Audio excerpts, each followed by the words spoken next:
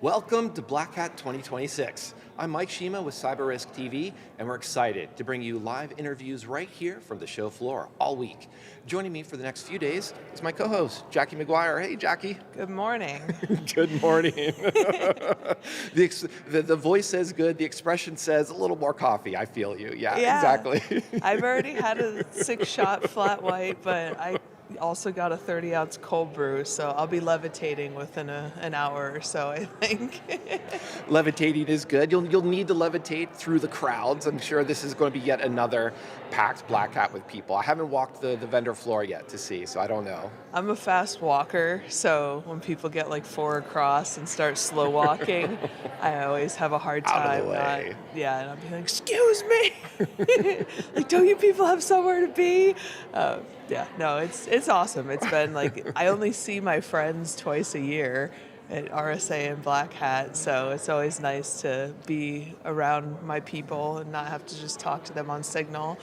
It is good to have that family reunion aspect of Black Hat, to see where are people, how their families have changed, how their jobs have changed, how their careers have changed. It's interesting. Yeah, it's a journey. But the more years you're around, the harder it is to get through from the hotel to the convention center and back without stopping 15 times. So yes, it's a good feeling. Almost a bit like an odyssey, perhaps. It takes 20 years to get exactly from one place to the other. It feels like that, yeah. Yeah. So one of the obviously go-to questions we always have to set up in these is, what are you looking forward to today, other than perhaps some more coffee? Yeah, snacks. Good, I hope good there's choice. Snacks. I saw cookies yesterday. I didn't have one, but I was Open like, the raisin. If they got that, I'm straight to that vendor. What? Oh no, chocolate chip all the way. Okay, fair. But no, I think we're in an interesting time, right? And so I've been finding this whole like open source versus closed source debate interesting. So I want to see how that starts to kind of permeate the floor and the sides people line up to take. Anytime you have a year like this where there's just a ton of buzz around one particular thing, I always find it fun. What particular thing would that be? I don't know. I forget. Call my agent. Yeah. Nicely done. Yeah, so no, I think like just seeing how people are, the 8,000 different ways you can say the same thing about agentic AI is really interesting. And then every company has rebranded itself for the AI era, and so seeing all the new taglines that somehow work AI into them, it's always fun to see the weird stuff people are giving away. We were having that conversation this morning.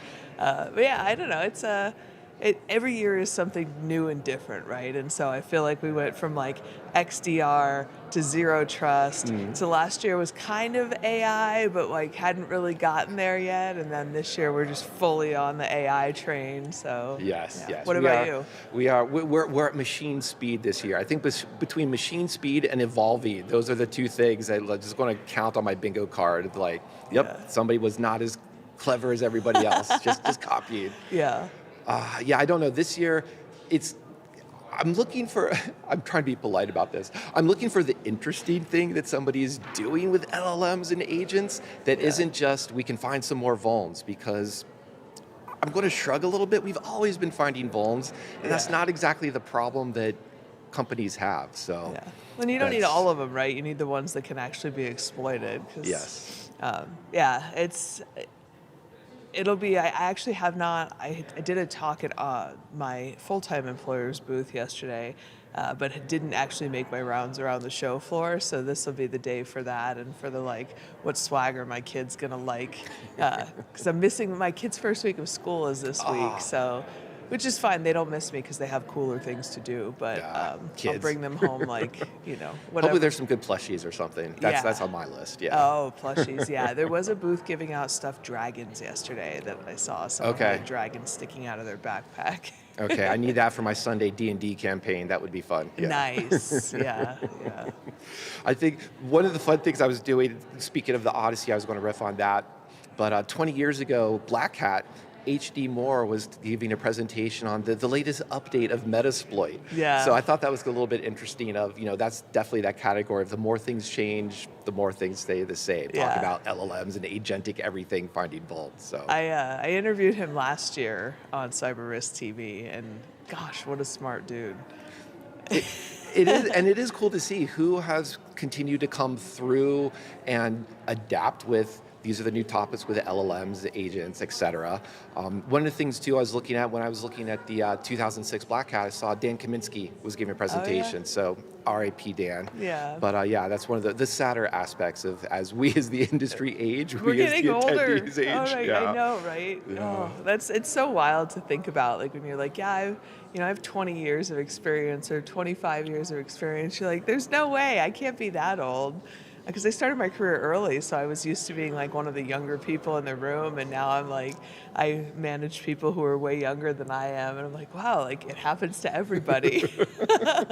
My team called me the weird aunt yesterday, which I guess is kind of appropriate. That seems like achievement unlocked. Yeah, I love that. That's awesome. Yeah, I guess it's better than like the kooky grandma, but 20 more years, we'll get to that, right? yeah. Oh, Give it time. Yeah, be on my rascal scooter, honking at people coming through the crowds. Well, obviously you're laughing, you're having a good time to kick things off. I appreciate that. As you walk the floor, is there still something that sneaks through the cynicism of 20 years of attending these types of things that you're actually like excited about, or something that, or at least maybe not excited, to be fair, just interesting these days? Yeah, one of the things that I think is awesome is like there are a ton of students here, and that's it's always cool to see like the next generation of people, of security people, and what they're interested in.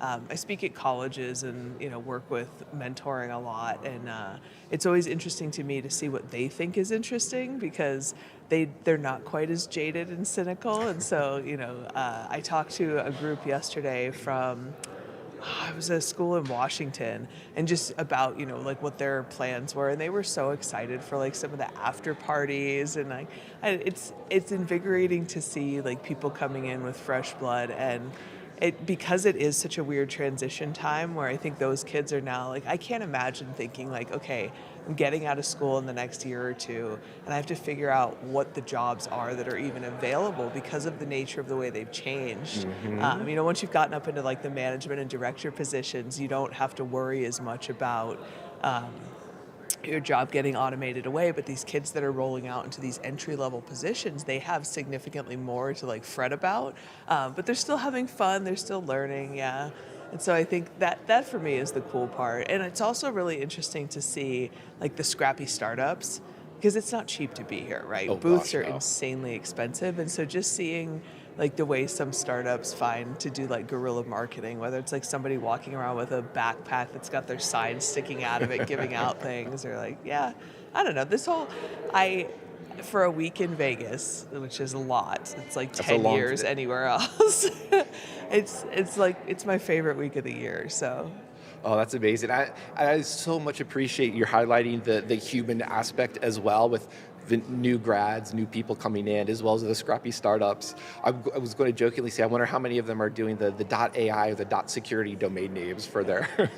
Yeah, for I was actually reading the other, probably a couple months ago, about how .ai is the Aleutian Islands and how much revenue they're making now. Because every domain is like the end is tied to some country. .io used to be the cool one, but now yes. Yeah, but now it's .ai, so the Aleutian Islands are making an insane amount of money on people registering domains through their country.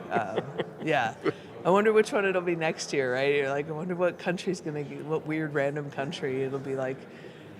I don't know. And I suppose we could make some bets on this too. We have all these future bets that you can do on random things, being in Vegas as well. So that's the other...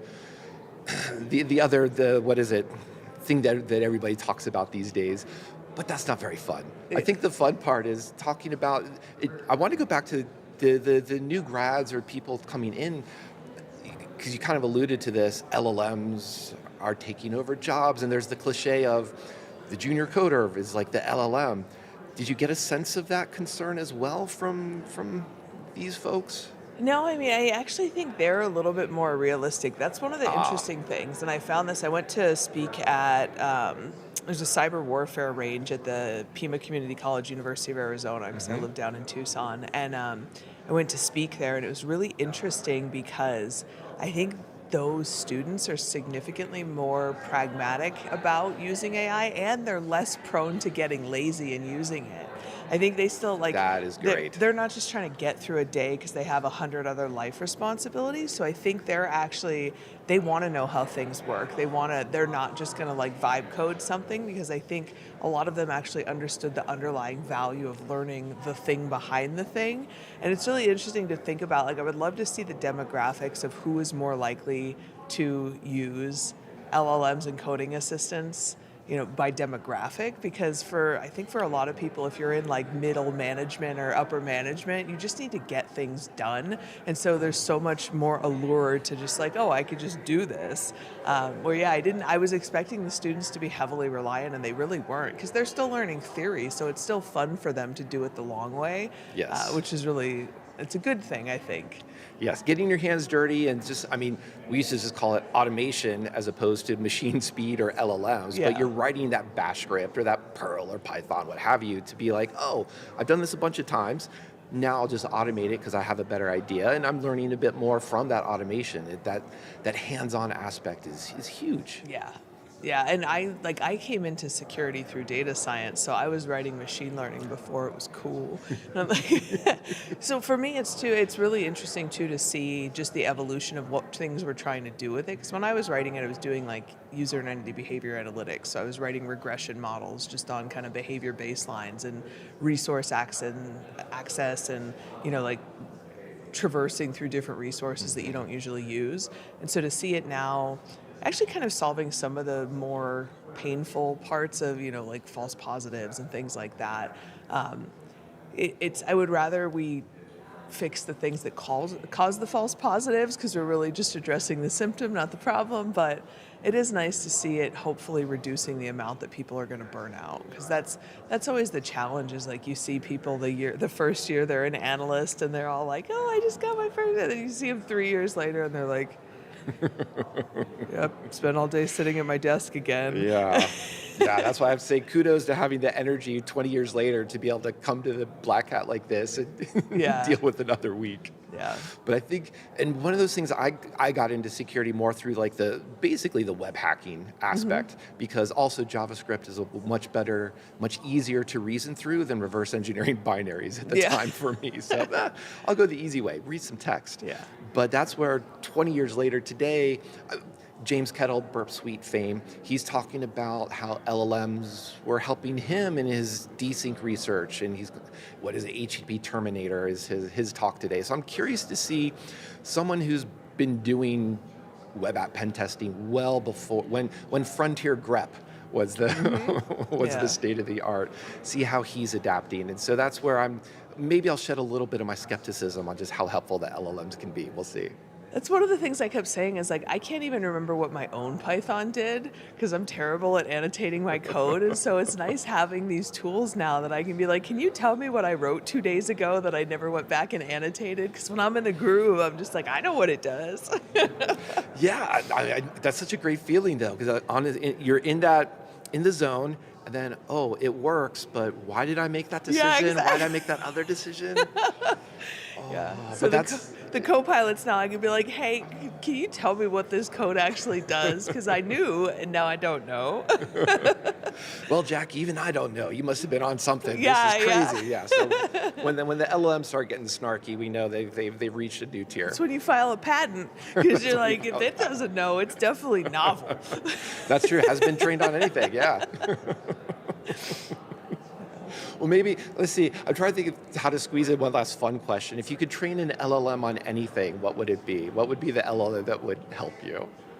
Oh, man, that's a really good question.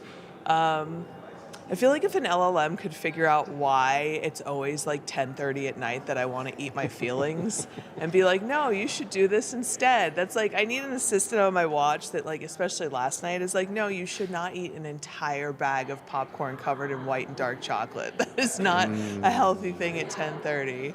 Yeah. I don't know. Some white cheddar popcorn sounds really good right now. You got me thinking. Yeah. It was, I actually woke up with no regrets, but... Well, Jackie, I hope you have no regrets throughout the rest of the day and the rest of Black Hat, because it's going to be a long week. It is, yeah. Thanks everyone for joining us. Follow along with us this week at securityweekly.com/blackhat. You'll find all of our published interviews there, plus extra event content from CyberRisk Alliance. Stay tuned, we'll be right back with our first interview.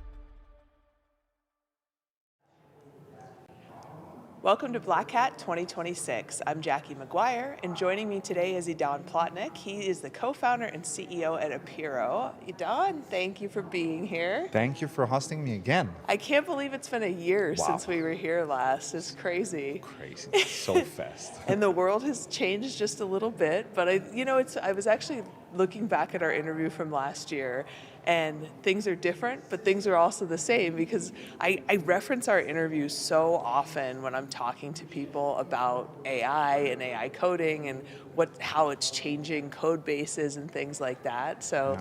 how's your Black Hat experience been so far? It was good. I do think that everything changed for us, and Yeah. as you said, I think developers doesn't write code anymore. Yeah. And if they don't write code, doesn't review code, doesn't deploy code, and the coding agents are doing them, and they are just steering them, this is a game changer for security, because no one knows what you have in the code base. Yeah. Yeah. And for us, it's a huge, huge opportunity that we see.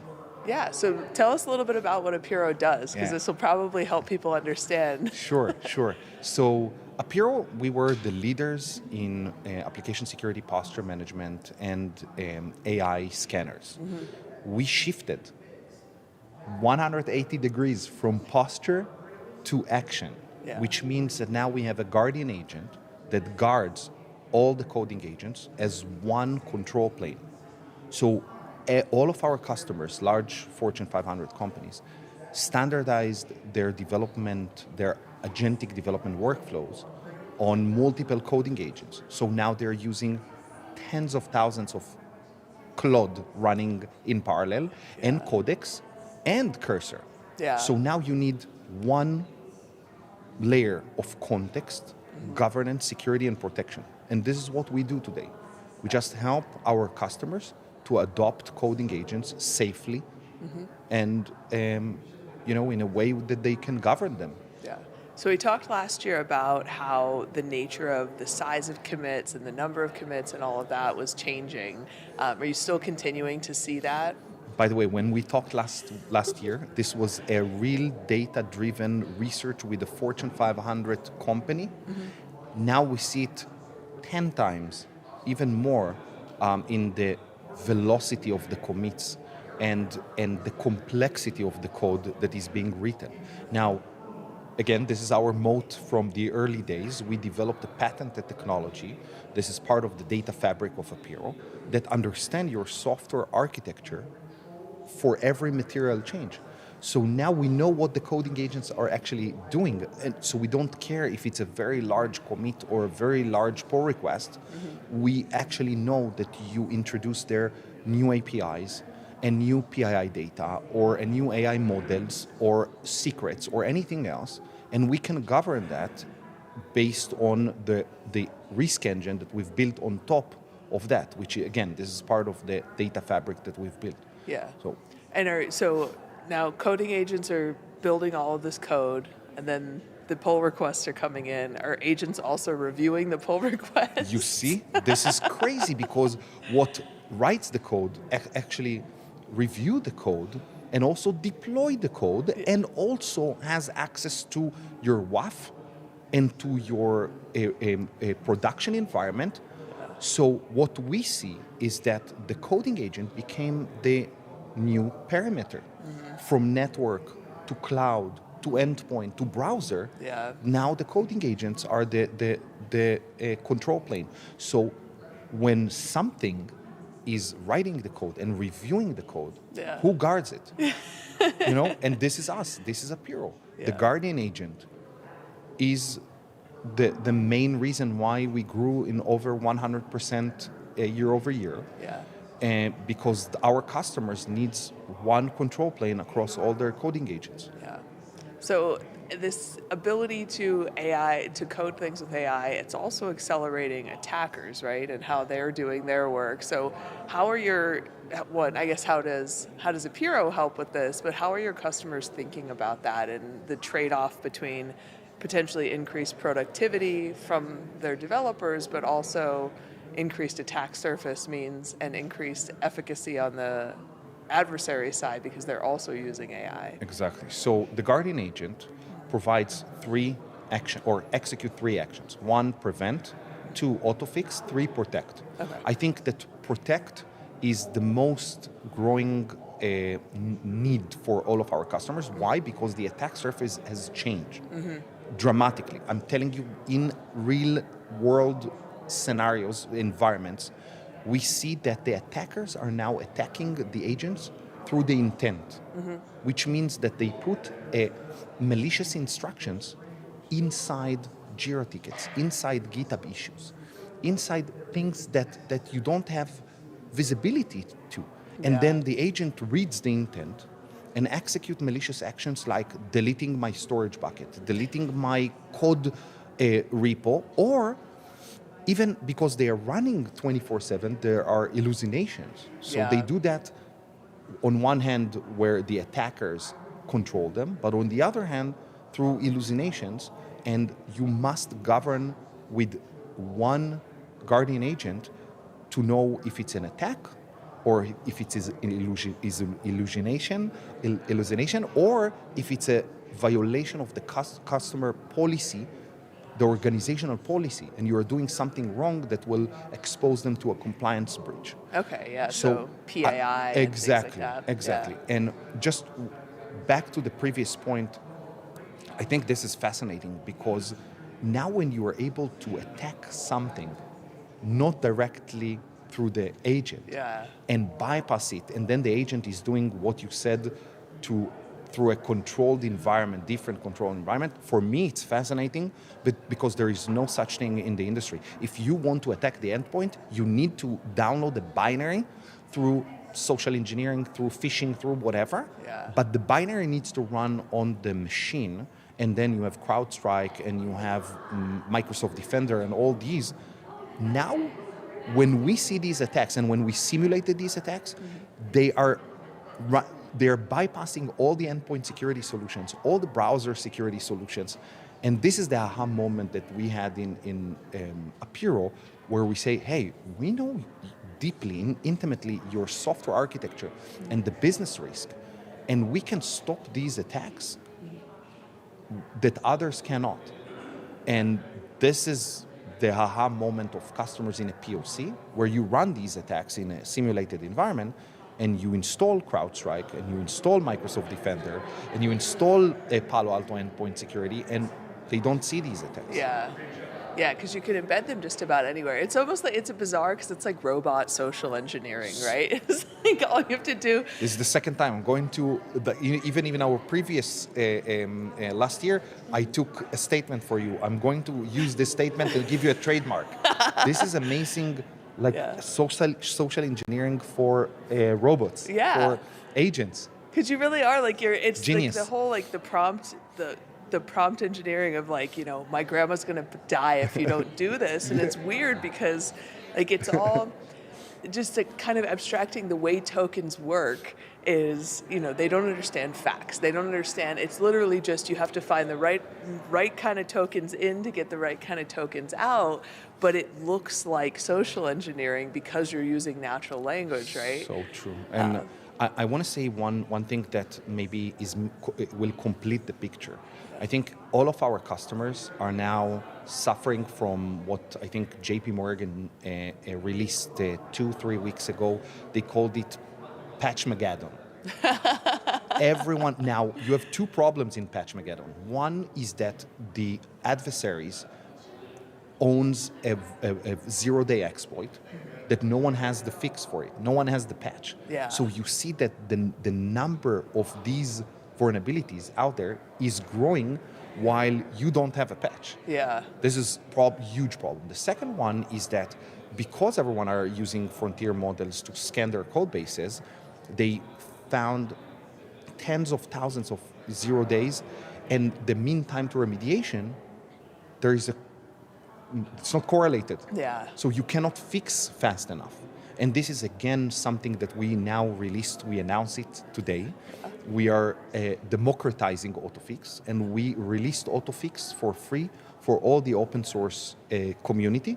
So they can fix faster and help the customers deliver patches faster and fix these holes that they have. Yeah, Mike. So Mike and I were just talking this morning about kind of looking at what we're looking forward to the next couple of days, and I was talking about this whole kind of battle between open source and closed source, and I think this is a great example of why open source, I believe, is going to be the way, because you need so many hands on deck to solve this problem. You know, when an attacker now, they also have access to all of those vulnerabilities, Exactly. right? And so it used to be you could prioritize vulnerabilities by which ones someone was most likely to find, which ones were, the easiest to exploit. And now the answer is all of them. Yeah. So you have to find them all, you have to patch them all, you have to do all of it, and I think this is awesome, rolling out a way to automatically fix them. Yeah, I think that the challenge there, I 100% agree with you.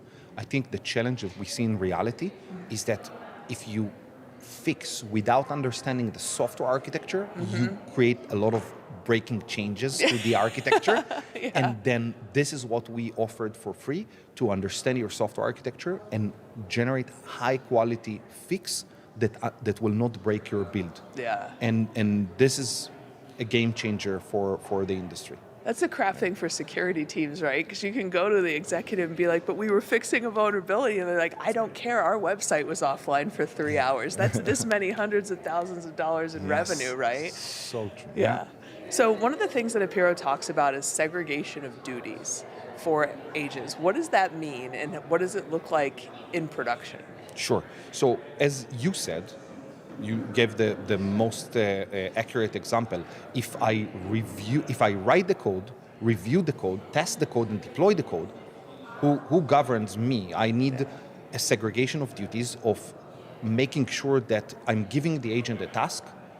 I will make sure that the task was executed based on the boundaries and the governance and the policies that I put in place. Okay. So we say one agent can do that, the other agent can do that, and then we correlate and see that it meets the organizational requirements.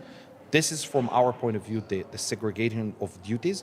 I would say that, again, I will repeat it, I said it earlier, all of our customers standardized on multi-coding agent approach, same as they standardize in multi-cloud vendor approach. Their business now runs on Cloud Codex Cursor. This is what generates the revenue and actually fix things in production. So let's look at 5 years ago on Palo, Wiz, and the others. They build a control plane for multi-cloud vendors. Yep.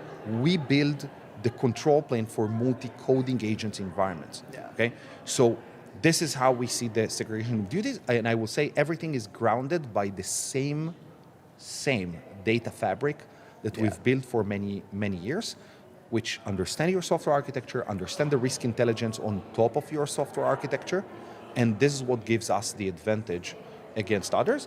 And one last point, that in production, across an environment with 12,000 developers, we managed to reduce the token costs of these coding agents by over 52%.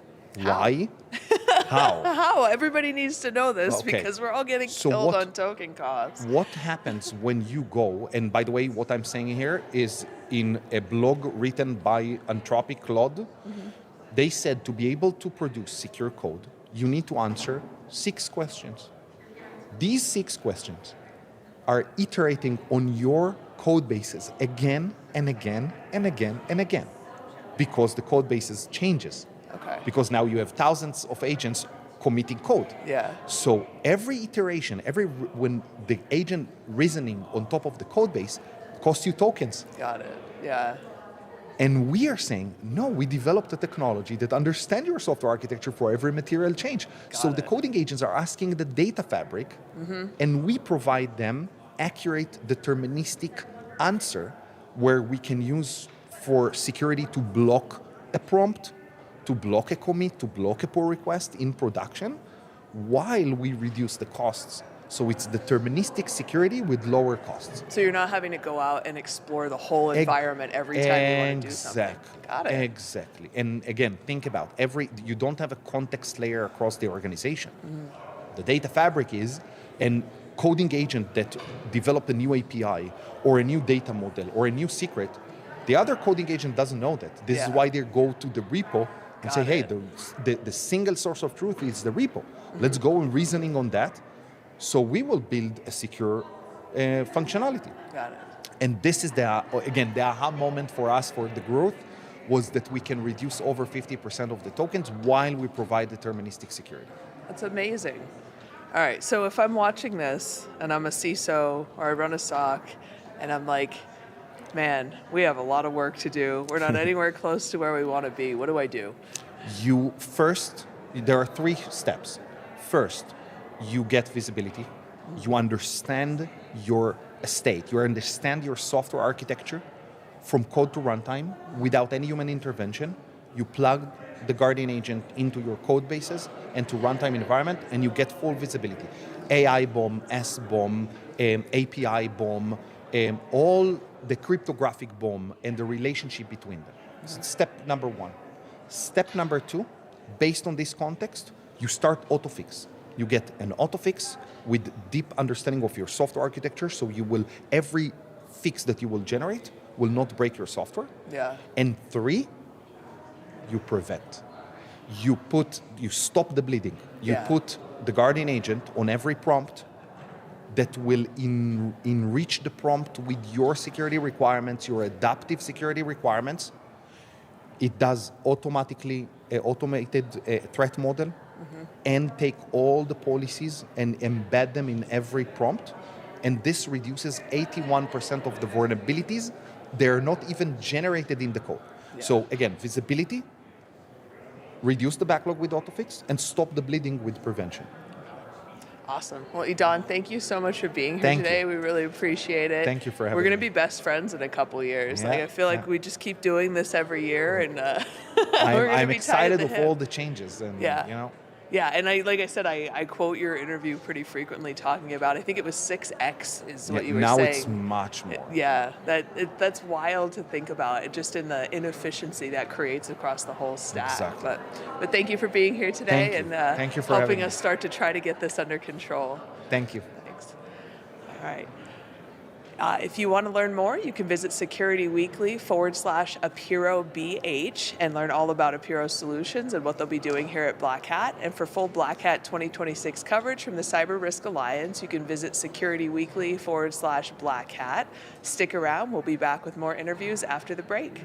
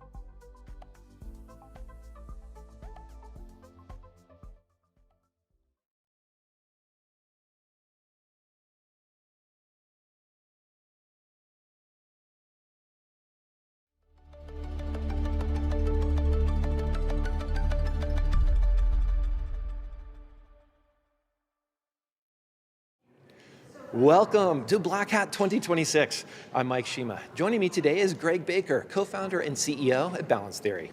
Thanks for being here. Thanks, Mike. Thanks for having me. So we're just kicking off the morning for the first full day, I think, of Black Hat. How's it been going for you so far? It's been good. I love Black Hat every year. You get to see all the people you've worked with for 20 plus years. It's like a high school reunion every year, but it's been good. It's been, yes, it is that good family reunion type of feeling. Exactly. Yes. And so one of the things that I see every year is just what are the different vendors, what do they do, what are they a little bit cookie cutter, let's say, and this year everything is agentic, for example, unavoidable. Sure. But I was looking at Balance Theory, and yes, there's AI involved here, but it's actually a different problem that you're focused on. It actually is pretty appealing. Tell us a bit about that. Yeah, sure. So Balance Theory, we're kind of, most cyber operators, if you walk the Black Hat floor, they need tools to prevent threats and deal with, the rising, essentially new threat vectors and ways that people can be exploiting with AI. We kind of take a different approach to the market. So complementary, we're focused on really the business side of building cybersecurity programs and managing the portfolio. So it's kind of the layer on top and helping folks navigate the constraint that is universal, which is the budget. So, ultimately every enterprise is a bit different. It doesn't matter if your budget is $100,000 a year or $100 million. It is a constraint that you have to work and operate within. So it's a challenge for organizations to build kind of the perfect cybersecurity program for their organization and navigating that constraint. So. Yeah, and you said right off the top there too, so many orgs just have tools, they buy tools, and often that's that dramatic pause because they buy them and they sit there or they're underutilized and they're not helping. And I think that's where you're actually focusing on, you're paying attention to. Well, I think it's part of it. I mean, where we really sit is at the program level and trying to really understand if we're going to go deploy budget, right? It's a very precious resource for an organization. From the idea stage of understanding why an organization needs something to actually making the investment into the implementation and ultimately value phase of the life cycle. That is more than just the security team that's a piece of that, right? Yeah. You're ultimately having to navigate complexity across your IT partnerships, legal, finance, procurement, vendor management, and then getting everybody on the same page of how they're going to measure these different areas of value that come on the back end of it. So, of course, shelfware is always a point of that, but the vendors that you're investing in today are probably going to look a lot different next year when they're here at Black Hat. Not just from the value that they're providing to the organization and their capability, but their cost models, their scalability, all those different factors. So we actually think that the program isn't this annual exercise, let's set a budget and go and try to execute against that. It's really a living, breathing part of how you think about security operations.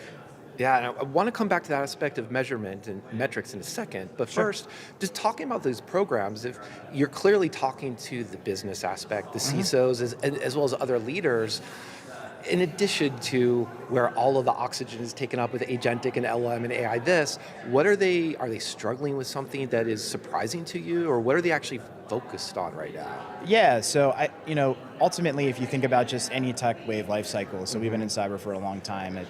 First it was cloud, and now you're hearing about AI. So there's always trends, and over time, technology goes through waves of commoditization to bleeding edge and navigating that kind of process.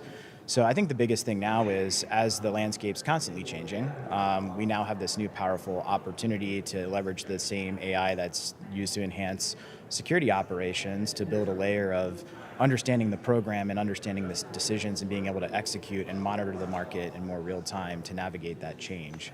So I think that's one of the biggest things that is the point of conversation today, is not just what do we get to protect the business, it's how do we fund it, how do we build a coalition of the willing across the business, how do we navigate the complexities of the market, how do we get corporate buy-in, and more now than ever, the CISOs are really evolving into these fiduciaries, and you're seeing it's not just about security, it's about IT, it's about go-to-market. They're really involved in a lot of those aspects of the business. Yeah, and I think I wanted to ask too about when you say understanding, it goes more than just, do we have shadow SaaS or shadow IT or shadow this?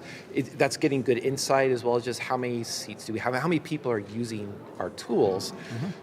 But I think you're kind of hinting at more that there's something that goes beyond that understanding, talking about like the program and governance, I think. Yes. Tease that out for me. Let's unpack that a little bit. So, if you think about I don't know, a big relationship, like the big guys out there, the CrowdStrikes, the Palo Altos, the Zscalers of the world, shadow IT is one thing, but there's a lot of leverage in understanding how to maximize the value there and build the partnership and get to the right size within that budget that starts way before 30 days on a renewal cycle, right? And most CISOs and security organizations are busy, operating the security program. So, but being able to shift that decision, not just 30 days before the renewal, when you're trying to figure out, well, what do we still need? What's changed? What do we need to enhance? What do we need to buy? How does this now overlap with existing capability? If you can shift that decision much further left in that programmatic life cycle and kind of be always in an operation mode there, not only are you going to get better value out of the vendors, so that kind of governance around budget deploy when you actually make the investment, but you're also going to have more flexibility in how you think about the governance of risk buy down and control coverage, right? So ultimately, everybody's trying to maximize the maturity of their program within that budget constraint.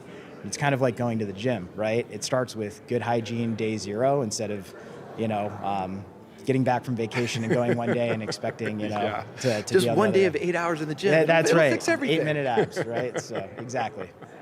No, well, and that's got to be, there must be an appeal there for the CISO as well, in the sense of we have our framework, here's how we can map the controls that we've purchased, but also that we're deploying. How has that changed? How has that benefited CISOs, or has it made their conversations different with the CFO, with the other business leaders? Oh, absolutely. So I think being able to actually justify the business through business terms. So everybody's trying to navigate the market. It starts with understanding the enterprise, because when you're navigating the market and you're trying to go back to either fund something or build a business case or justification, being able to interpret it and put it through the lens of why that matters to the business. So rather than just saying, hey, we need to buy security technology XYZ to prevent threat, being say, hey, we're a Fortune 100 bank, right? And we need, based on our regulations, our control policy, here's our greatest aspects of risk. And by deploying this technology, we're going to be able to, ultimately do something through the context of our program, what we've already bought, what we've already invested in, and close these gaps.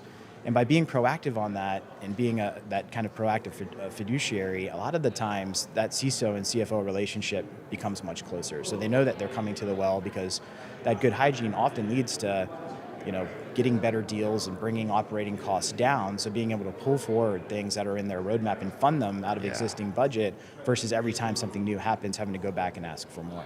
So it is that connectivity across the business. That's one of the major outcomes of taking that level of governance approach. And ideally, one of those aspects of that budget would be, this is a budget that actually reflects our needs. It reflects what we're investing in, what we care about. Exactly. Essentially. With that said, I'm curious, let's bring more AI into this. I want to say you're almost uniquely positioned to see where people are spending money, in the sense of that's what they truly care about, or at least what they spend the money on. How are things changing? How is that? Yeah, and so for us, it's really kind of unpacking. Yes, you can go and you can ask the question, well, who's buying what at what price? For us, it's more the context of why the investment was made, which is the value, right? Okay. So if you think about different verticals, different industries, there's no cookie cutter perfect set of security plugin technologies. There's ultimately almost infinitely amount of ways to be successful. But we're able to look across trends and say, well, here's the decision logic. So rather than just, top 5 bank or top 5 energy company bought XYZ at this price and they're buying this tech, it's, hey, they're making a decision to invest in AI governance, and this is how they're thinking about that program. This is how capital is deployed into the vendors that they're selecting, and total cost of ownership on the implementation side. This is how they're negotiating with vendors to come in and help them be successful. And then on the other side, helping them be accountable to, ultimately what they decided to deliver on, or the ROI on the other side of the fence. So I think it's that conversation where we can really draw important insights, because you can run market reports and get general industry benchmarks, but unpacking the why behind the investment decision is really what helps people create that lens of what matters to me as a business, and what can I learn from what others are doing. And I'm curious there too, because especially looking at a conference like Black Hat, looking at a conference like RSA that has massive square footage of just vendors after vendors after vendors, there can be some, let's say, just perverse incentives, or that people are buying a vendor because everybody else is buying that vendor. I suppose you probably can see that. I'm curious, have you talked to CISOs and see how they're reacting to that, or how they can point to this your insights that you're providing them so they can say, we are successful because of this. Here's the positive impact we're getting. I think that's that. I think if you walk the Black Hat floor, I mean, every vendor is going to be solving a very important problem just for that own domain. I think that the key and what we're really focused on at Balance Theory is first know the enterprise, right? If you can know the enterprise and the needs and the contracts and what's been deployed and what the relationships look like and how they're achieving, operational success, then you almost are able to put a shade of sunglasses on as you walk the floor and highlight, well, what's going to actually make the most sense in the context of my program. So when you can know the market and know what's changing with the different vendors and what their products are and what their capabilities are, just going out and trying to use Claude or ChatGPT and ask, give me the top 5 vendors, or speak to suppliers. They're all going to have some inherent just limitation on what their purview is. The best way to ask that question is through the lens of the program. So I think that that's where the most valuable kind of context comes into place to help navigate, hey, is this trying to fit a square peg in a round hole because I'm getting a recommendation from somebody in the market and maybe there's incentive alignment? And it all just starts with really understanding the program and what's going to be right for the organization. As an aside, I'm a huge John Carpenter fan, so when you say the sunglasses, I'm thinking of They Live, and, walking through and seeing buy. Who knows? Maybe it's on the product roadmap for us. Right? That would be fun. But I wanted to dig in a little bit too, because you said you could just ask Claude, ask whichever chat bot you want to. Am I spending enough? That's probably, I think I've oversimplified that, and it's going to miss context. Tell us a little bit about what is the context you pull in, and how do you add that intelligence to help the CISO? To us, there's really kind of, and it's changing constantly, right? In terms of how people are maximizing, optimizing around context. But for us, it's not just dropping an enterprise agent into an organization and saying, hey, let's connect it to our contract management system, our Coupa, and then or SharePoint, where our strategy docs, or Jira, our ticketing system, and then just querying it like at ragtime, right? Because then you're going to get kind of mixed context answers and how that works. You might experience context wash and some of those buzzwords around what's happening in AI. For us, it's more, can you understand and map the relationships? So how does this data come together? What does it mean? What's the reasoning behind it? And can you leverage AI in a way that makes the most sense, where it can reason through the context of the organization? So I do think that you'll probably see a lot of that on the Black Hat floor today, people thinking about, hey, how are we not just using this to query data fast and sort through noise, but how are we really using it to unlock enterprise context? And for us, it always comes back down to the why. That investment decision, that's the point during the year that you can ultimately impact your budget positive or negatively, a renewal, a new investment, sunsetting a technology. And we really want to understand the intricacies of how that decision was made, what the security operators were thinking, what existed out on the market, how they partnered with IT, how Ben or Larry or Jane on the team went through the POC evaluation. And then on the other side, during implementation, what worked? Did it work as advertised? Did we have to extend it? Is it hitting SLAs? So all of that, when you go ask a question, is really what creates the right context to know what's going to be the right solution next investment event time, where I have to navigate impacting the budget. And that feels like touching on before I forget, want to bring in that idea of measures of success or metrics. And you were describing a good list of qualitative aspects of that.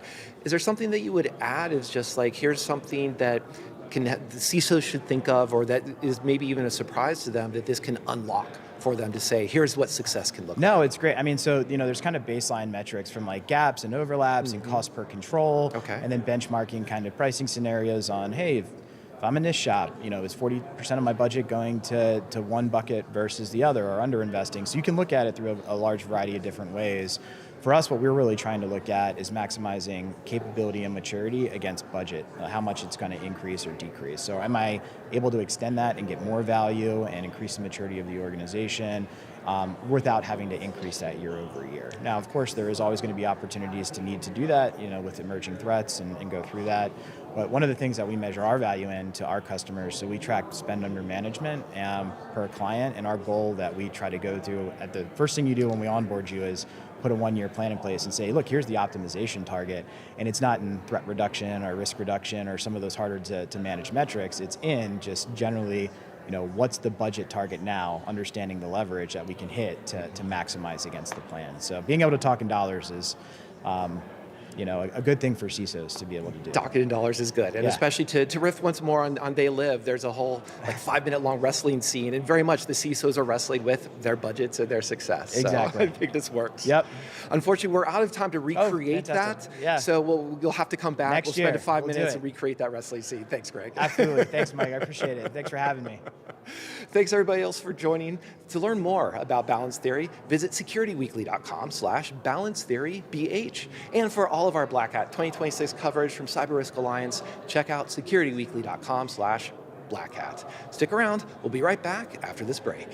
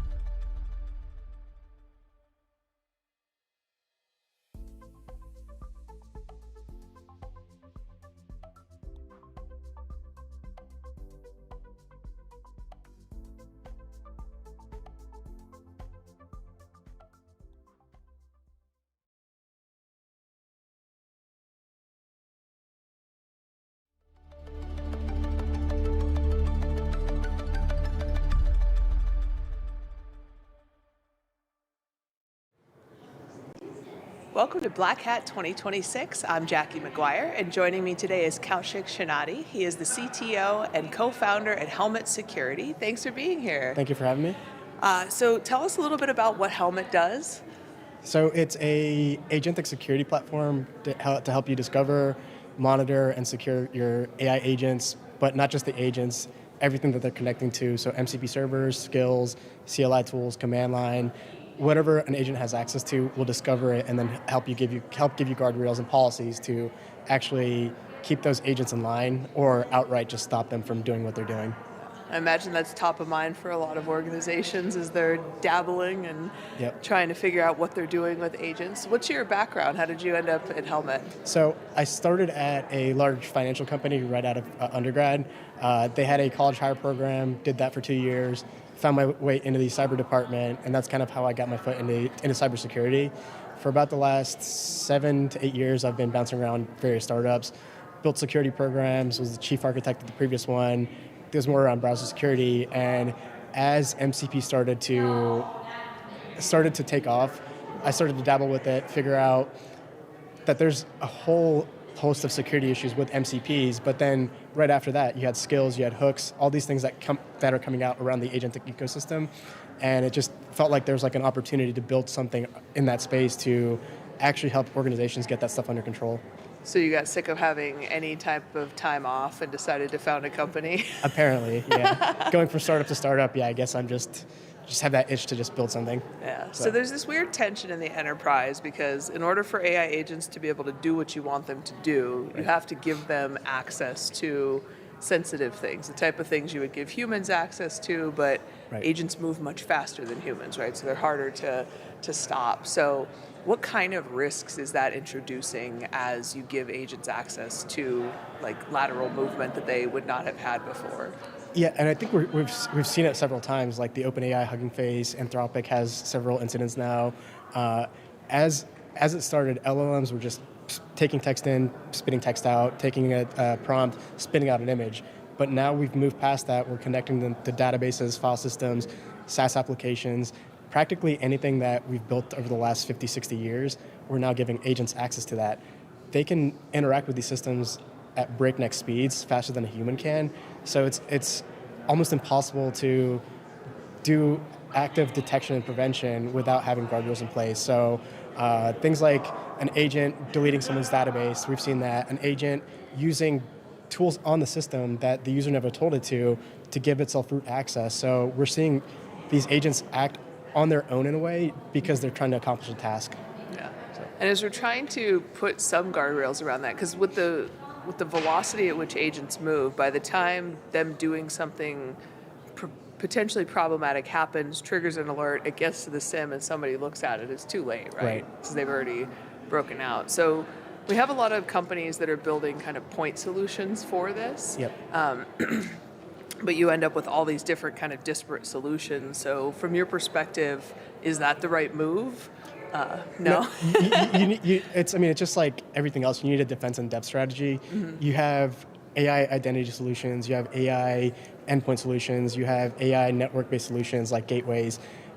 All those things are great, but if you can't marry all of them up and build a complete picture, you're going to have a blind spot. Like someone logs into an AI website that they shouldn't be, you're blind to that without like network or like IDP logs. Someone downloads a agent on their machine, you need EDR telemetry. So agents are running across endpoints in the cloud, SaaS applications. So the sprawl is pretty wide. So you need to have a complete picture and a way to map where all the things tie together, whether it's a user that spins up an agent that does its own sub-agent. So you have to have the complete picture to actually see what's going on. Yeah. Well, I imagine with AI-powered asset discovery and things like that, point solutions that have holes between them, it's also much easier for adversaries to find those holes now, right? Like you used to have to, I always say like what used to protect enterprises was kind of that their data was a disaster. Yep. So the attackers were also looking for needles in haystacks, but now they have magnets for those needles and it's much easier to find them.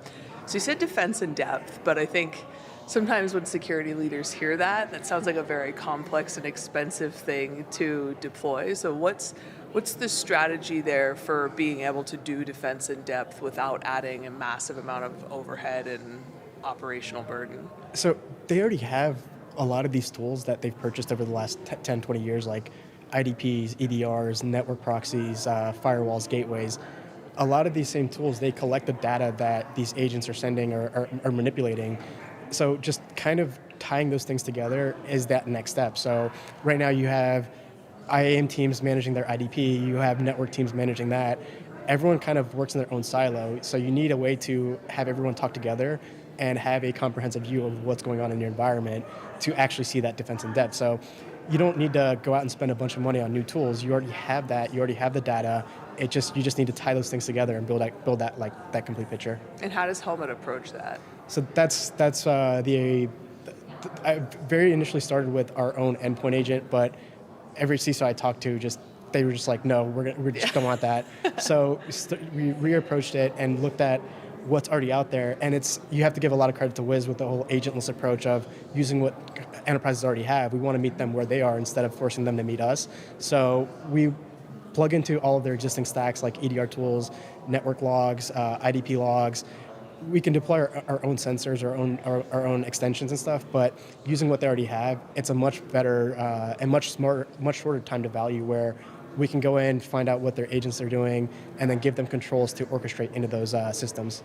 Yeah, it's interesting. I think with RAM prices as high as they are, it is getting harder and harder to get people to install additional agents on endpoints because they don't often have the memory for that, and they can't just go out and buy it anymore. Right. So there are a lot of kind of myths around agentic security, and because this is a new frontier and we're all trying to develop things as fast as possible, what do you think are some of the bigger ones that are problematic and may hold enterprises back from having that kind of comprehensive solution to security? The biggest one we've seen is they'll often say, we've locked it down, or we know where all of our agentic activity is, but then we'll run a small trial with them, and within the very first discovery, it's why is this user running this agent? Why is this agent on this device? Why is someone spinning up a cloud agent on this SaaS application? So there's always these blind spots that they think they have it under control, but developers, not just developers, you have workforce that are just savvy and smart, and when and similar to agents, when you tell them to get a task done, they're going to do what they can within the bounds that they have. So the biggest thing is getting out of that mindset of we've locked everything down, because then you're stopping your engineers and your workforce from being able to get that 10x, 100x on their actual work. So it's just, I think it's a combination of those two things. Yeah, and I always think taking the approach of trying to lock things down can be problematic in and of itself. Right. Because everybody's got mobile devices, right? And a lot of enterprises have a bring your own device for mobile devices, and I always tell them, if you don't give people a safe place to do risky things, they're just going to take their phone, and you can't really, that's a data exfiltration that you can't monitor in any way. If they're like, well, fine, I'm just going to use a tool on my phone and start taking proprietary enterprise data and moving it off-prem, through my fingertips. Right. How do you think about, so one of the things I think is tough is developers. We love developers. They make everything work, but they also do have access to a lot of times install anything that they want. So what do you think is an effective strategy for managing that tension of giving developers access to all the things they need, enabling them to use agents, but we really still haven't 100% sorted out identity yet for NHIs, and there are these machines doing human type things. So what is the most effective strategy for managing your kind of high risk users that have access to lots of assets? And I think it goes to the principles of least privilege, where you just give them the access that they need without over provisioning them. Having a good governance program and policies to say, you're only allowed to run this agent, you're only allowed to use these MCP servers. When you're using skills, you have to go through an official registry. You can't just download them from the internet. So having those governance controls, I think, in place will go a long way in enabling these developers to actually utilize these agents to the fullest extent. Yeah. So if you're a CIO and you're starting today and you're starting to deploy AI within your enterprise, what do you think are the first couple steps you need to take to get controls in place? I think just having that inventory mapped out, what agents are out there, what MCP servers are out there, who's downloaded skills, who's sharing those skills around. And then from there, once you have that inventory, start to put in some basic monitoring to see what these agents are doing, what prompts are being put in, are users putting in PII, are they putting in sensitive information like secrets, API keys into these agentic tools. Once you have the visibility and the monitoring, then you can start to evolve and say, only these users can access these MCP servers, only these users can access this MCP server, but they can only use these tool calls. So you can start to gradually build that up where until you've done that visibility, you don't know what you don't know. Yeah, So. absolutely. So it's Black Hat. As you're walking around the show floor, what are you looking for? Like, are there things that you're particularly interested in or trying to find out what other people are doing? It's more just trying to figure out how to cut through the noise. I think with these agentic coding tools, anyone can spin up a product within days, months. Yeah. But before it would take years to get something polished up and actually out there. Now you have a new startup being announced every week, a new product being announced every other day. So trying to figure out how these products are different from one another is, I think, the biggest thing for me. And then if you were, I'm going to ask you a theoretical question. So if you were a student today coming out of school and you're trying to get your feet under you in the world, what would you do differently than you did the first time around now in the age of agentic AI? That's tough. Because I get asked this question a lot. I speak at colleges a lot, and kids are like, what should I be doing? Comp sci security, Right. kids coming out of college. And I'm like, well, I think it's still knowing the underlying fundamentals, knowing how to write software, because anyone can use these LLMs to generate code, but if you don't understand what you're doing, you're eventually going to run into, it's basically like a house of cards. That house of cards will eventually tumble. So having that good computer science background, knowing the cybersecurity, knowing how to scale things, that'll actually help you ship good product that people will want to use.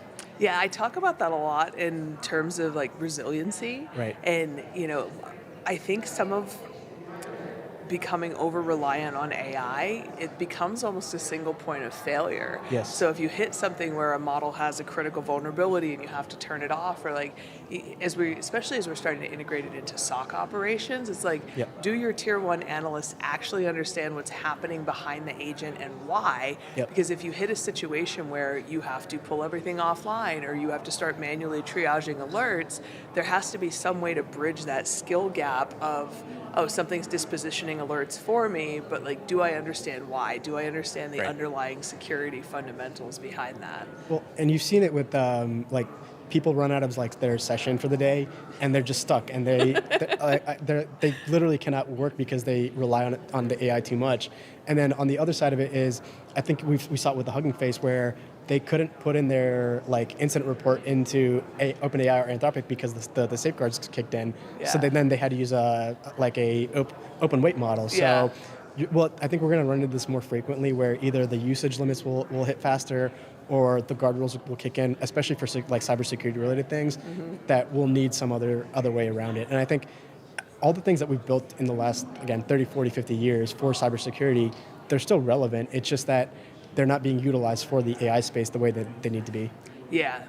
In my day job, we emphasize a bring your own model approach where you can kind of unplug one model and plug one in.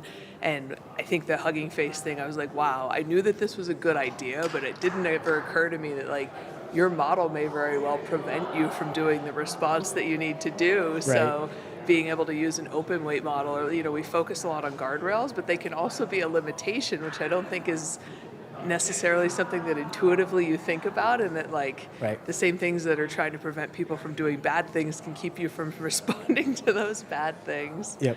Awesome. Well, Kaushik, thank you so much for joining us. This has been amazing. We really appreciate it. Thank you for having me. Yeah. If you want to learn more about helmet security, you can visit securityweekly.com/helmetbh. And for full Black Hat 2026 coverage from the CyberRisk Alliance, visit securityweekly.com/Black Hat. Stick around. We'll be back just after this break with more interviews.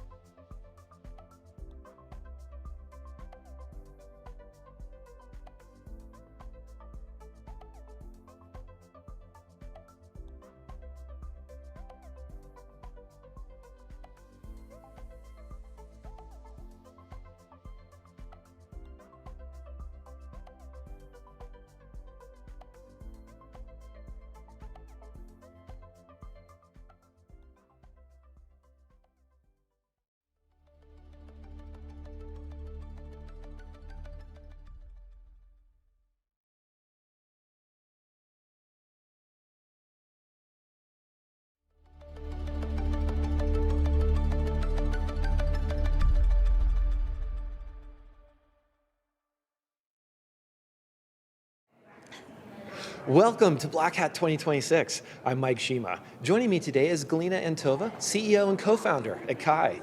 Thanks for being here. Thank you for having me.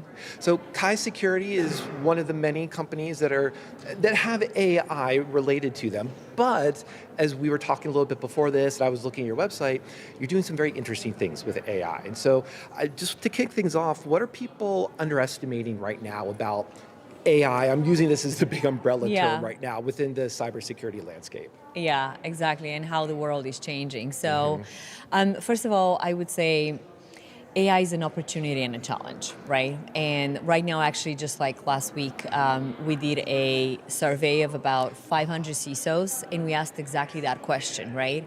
So AI attacks are here. How are we changing defense? And defense is much more complex than the attackers, right? They move much faster, they don't have organizational structures, they don't have different categories to go through. And so when the attackers are at your doorstep, they're not really asking you, excuse me, security team, what category should I get into, right? That's not how it works. And so I think the big challenge is how can we reorganize ourselves internally to make sure that we can respond at machine speed to what is already here. So interestingly, out of the report, I think over 70% of respondents said that right now they believe the attackers have the advantage, but they're optimistic that there is a potential for defenders to take the lead back. And I really think that the next 12 to 18 months, I would say, time frame, we will probably the most interesting times in security that we've lived through as we kind of consolidate the security stack and really enable defense to move at machine speed. And I'm laughing because I've seen so many companies just right now still at the experimentation stage though. They're just saying they don't want to be left out. There's the FOMO and they're like, we're going to try this, etc. But in many cases, it feels like here's one tool, here's another tool, and they're just stacking up a bunch of different tools.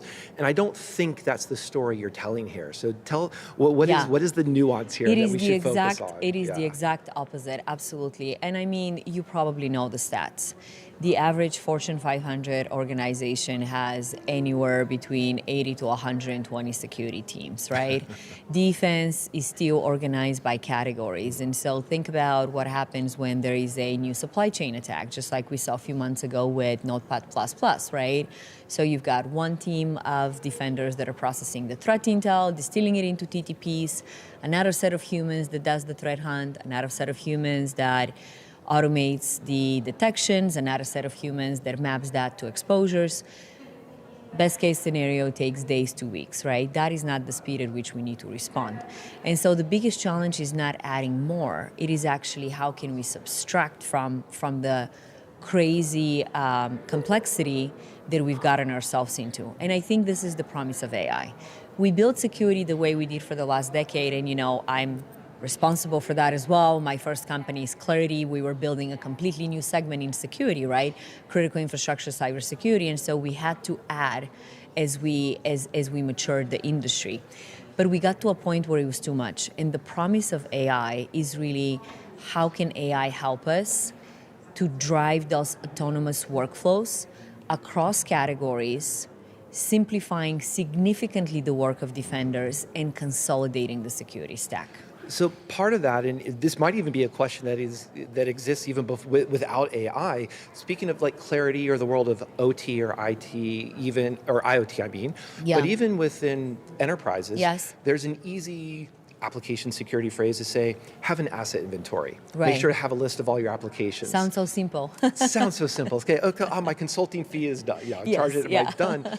But then the time and investment to do that effectively is huge. Is that something that people need to get done first before they even start considering AI, or is AI going to help them here? I think AI is helping with the fundamentals significantly, absolutely. And again, I think the biggest challenge really is always for the largest companies with incredible complexity. So I've spent across my professional life, IBM, Siemens, 10 years building Clarity, and now Kai. I've spent most of my time talking to Fortune 500 CISOs, and the complexity that you have, even for the fundamentals, is incredible, right? If you take a quote unquote something that should be simple like CTEM or exposure management, right? Right now, it's pretty much broken across, exposures of your own code, right? SCA and SAST, and exposures of your enterprise and exposures of OT, right? Do you want to have 15 different tools that are doing that, and then maybe 20 other security people doing the investigation, triage, and the remediation? The world today, we don't have the time for that if we need to keep up with the attackers, right? So it sounds so simple, but just with one use case there, you're consolidating, 3 departments, so to speak. And that's one of the biggest changes that we're seeing, and it needs to happen organically. You cannot go and say, I'm going to go and rip and replace, right? So what we're seeing a lot of is step 1, sit on top of the existing tool, do the 99% of the manual work that humans do today and hate, right? Like, burnout. Why is there burnout, right? Yeah. Not because Nobody we're wants using that. our brains, 100% of the time. It's because we're So, going hit this between button, hit this a button, tool hit this to button. tool to Excel spreadsheet and doing things that, in the age of AI, like no human should be doing. So I think the really interesting part of what we're seeing with our clients now is how much they're allowing autonomous defense to really take over, because the question was never a matter of technology. Technology we can figure out. It really is the trust and how fast we can change the existing paradigm to the new paradigm. So I think one thing, because you've talked to so many CISOs, how many of them are still relying, because you just mentioned spreadsheets just now. Yeah. Even those complex environments, how many of them are still relying on a spreadsheet? There's a lot of tool Excel. stack? There's a lot. I mean, but that is the reality, right? With even all the sophisticated tooling today, there's still a lot of manual processing across a number of those categories. Well, and then the appeal, of course, then is that LLMs can come in and help us at least with some of that manual tedium. And fill out that spreadsheet or do this automation, but there's also that little bit of skepticism, worry, what have you, of do I trust it? Yeah. So where are we on that spectrum of how much we can trust this AI to do something helpful for us rather than just making us spend more time double checking its work? Absolutely. I think the single most effective thing that we've seen in our engagements is, so to speak, show me the homework, right? You showed me how you can do this process completely autonomously. Mm-hmm. How can I, quote unquote, trust the AI, right? And so this is where we really show the reasoning and we show deterministically what was defined. I think there's a huge misunderstanding in security as to like what AI can do, right? So the frontier models and any model really, they're computational power. Think of it this way. They allow us to do things that we were not able to even dream of like 3 years ago, like processing structured data and stuff like that. But at the end of the day, they are a tool, right? And that tool needs to be directed by cybersecurity expertise and by cybersecurity knowledge, and it needs to be deterministic in the sense that we cannot have false negatives in security and we cannot have predictive, right? It needs to be certain. If we say this is how we remediate X, this is really what it needs to be, right? And so what has worked very well for us is show me the homework, and then I'm gaining trust. And of course, there's extreme level of nuance when it comes to like, what are we remediating, right? So when it comes to like own code for AppSec, pretty much 100% of it is auto-remediated because you know how the code behaves, you know what needs to be fixed. You kind of have extreme reachability. We just that is what it comes down to. If we are in the enterprise domain and you're remediating an Oracle instance, yes. Kai will do 99% of the work to prepare everything and do the rollback options and all that, but you still want a human to validate that before they push the button to be executed, right? Yeah. So I think that is really the ability to allow customers to show where that line is as they grow trust is extremely important, and that is the practical way of getting stuff done. And what you're describing there too, it sounds like clearly humans aren't disappearing within this model. No. You're refocusing them, thankfully, away from a lot of that tedium, a lot of that leads to burnout. But it also sounds like it's not just another tool, so it's rethinking that. Yes. So there's some re-education of the market that's happening here. It also sounds like there's some changing of how CISOs are tasking out or does creating their teams? How are they reacting how to the that right roles now? how the roles are Right. changing. Like a lot of the CISOs of the very largest companies and kind of like the most advanced ones that we're talking to, I think there's a consensus in the industry that the world of security looks more like a giant data lake of security telemetry with AI agents. Just give me all the signals. Executing risk reduction Yes. workflows on top of it, Gotcha. right? And just truly redefining the very category-driven world that we have today. We still have a lot of work to get there, and I think that's the data platforms really could have kind of be the data lakes. That's what we're seeing a lot today. And we need security companies that cut across categories to truly execute on that. But you can imagine that the world today of a Fortune 500, it has 15 different tools structured across, AppSec, enterprise, OT, all of that. It's taking some time to reshuffle, but it's also allowing for humans to do a lot more interesting tasks, to really think about how they can be truly superhuman and direct AI, and again, fill that gap with the trust. Not so much even the technical skills, but that trust gap of what we can truly trust AI to do because we've shown the homework, and what we would still be more comfortable with human in the loop or on the loop. And I really think that boundary is changing literally on a daily basis. And that's progress, but it is far from trivial. Yes, I was going to say that it sounds hard. So you've already anticipated my question. It sounds very hard. And look, we operate across various different domains at Kai. Exposure management has been top of mind for a lot of clients because of Mythos and the changes in the landscape. And even just saying something, again, simple as, take all of my exposures to remediation. That has traditionally been 20 tools in one, right? So how do you restructure all of your teams and stuff like that to basically get to that? It takes time. It takes time. But the results are very promising. So if we kind of riff on that idea of time, 2 to 3 years from now, is this going to be solved? Will we be able to go to that CISO and say, show me your complete asset list? I don't think we have 2 to 3 years, to be honest. Yeah. I think we're seeing obviously different organizations move at different speed, and there's obviously, if you're like a manufacturing company or a bank, like different priorities. But I think what we're seeing is like pockets of the organizations are starting to like by itself kind of reorganize, if that makes sense. And I really think that success, just peers talk to each other. I mean, that is the, forget about all the marketing. All the marketing sounds the same nowadays. Peers talk to each other and they share best practices of like what works and what doesn't.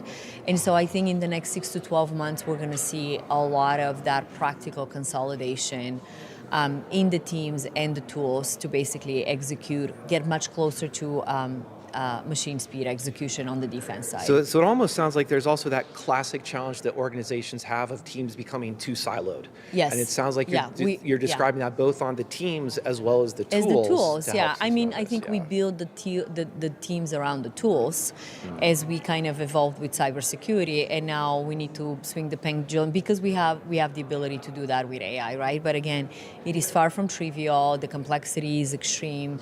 The volume of the data is extreme, and so it's not just throwing a bunch of data into LLM and hoping that it gives you something. Just give me something. The harnesses are kind of like extreme number of steps and all of that. But we're doing things and we're seeing things like that we couldn't even dream of like three years ago. At Kai we process like millions of vulnerabilities in a matter of like hours, or we're autonomously containing attacks and getting from like threat intelligence to autonomously deploying detection rules in like 7 to 8 minutes. This is truly what machine speed looks like versus the days and weeks that it currently takes to do all the handoffs between the humans and the different teams and all of that. Yeah, and I suppose the other way, maybe a final way I'd summarize that, is that a lot of the tactical, tedious work, to be alliterative, throws over to the LLMs, but the humans then have that context and that strategy to see the larger picture, so to speak. Yeah, absolutely. And to think strategically about what happens next, and to also, again, so to speak, define the boundary of trust between AI and the humans. I think the whole paradigm is changing between, the last 20 years we've lived in tools give us alerts, humans do something with the alerts, right? One of the things we're driving very strong at Kai is like, how can we're shifting that paradigm to like, what did Kai do for me in the last 24 hours? How many assets were auto-remediated? You know, how many detections were written? Like, what was done? And then what is left for the humans to do? Where do we need the human for that remaining, 1%? And I think if you put it into that prism and in that lens, autonomous defense becomes a reality, but there's a lot of work to do. And unlike the attackers who have kind of like extreme autonomy, and they can just repurpose a lot of things, we have to rebuild the plane as we're flying it. And that's not easy. Not easy. And not easy to summarize in 15 minutes, but you did a wonderful job. Thank you so much, Galila. Thank you so much. Appreciate it.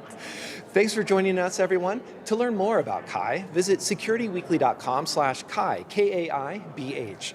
For all of our Black Hat 2026 coverage from CyberRisk Alliance, check out securityweekly.com/blackhat. And stick around, we'll be right back after this break.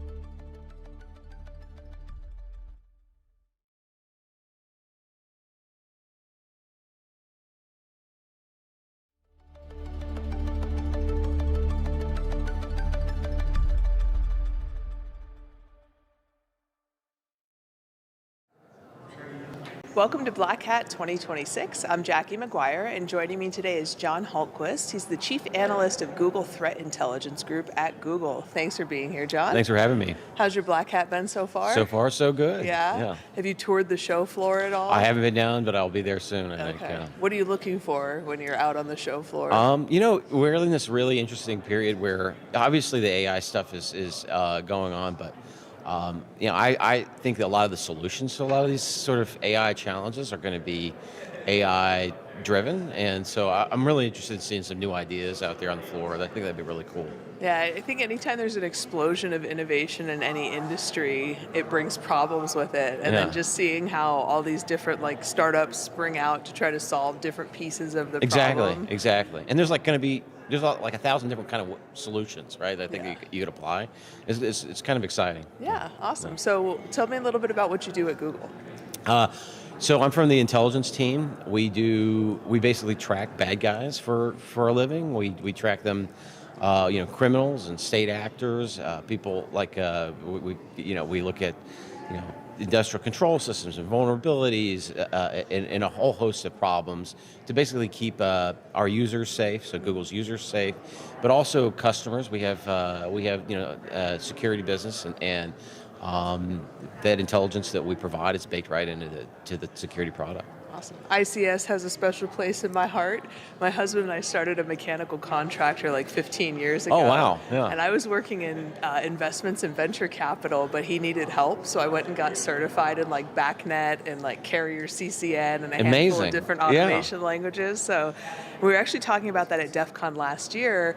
My husband was saying to people, why would you attack the servers when you could just attack the temperature sensors and trigger the fire foam, or there's so many other ways you can sabotage. That's a really good point. I think when it comes to the ICS thing too, it's always a lot of the attacks have been about sort of fooling people into or systems into thinking one thing is happening rather than it's not. And there's a lot more. Potentially with AI, I think there's a lot more opportunity to sort of create that fiction, right? Yeah.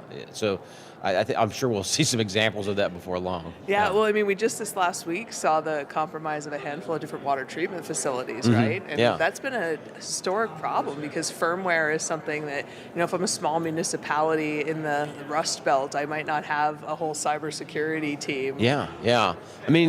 I come from a small town, and it's not unusual to have the same guy as the head that's in charge of threat intelligence as the CISO, is the CIO, mows the grass, right? Makes the coffee. Makes the coffee.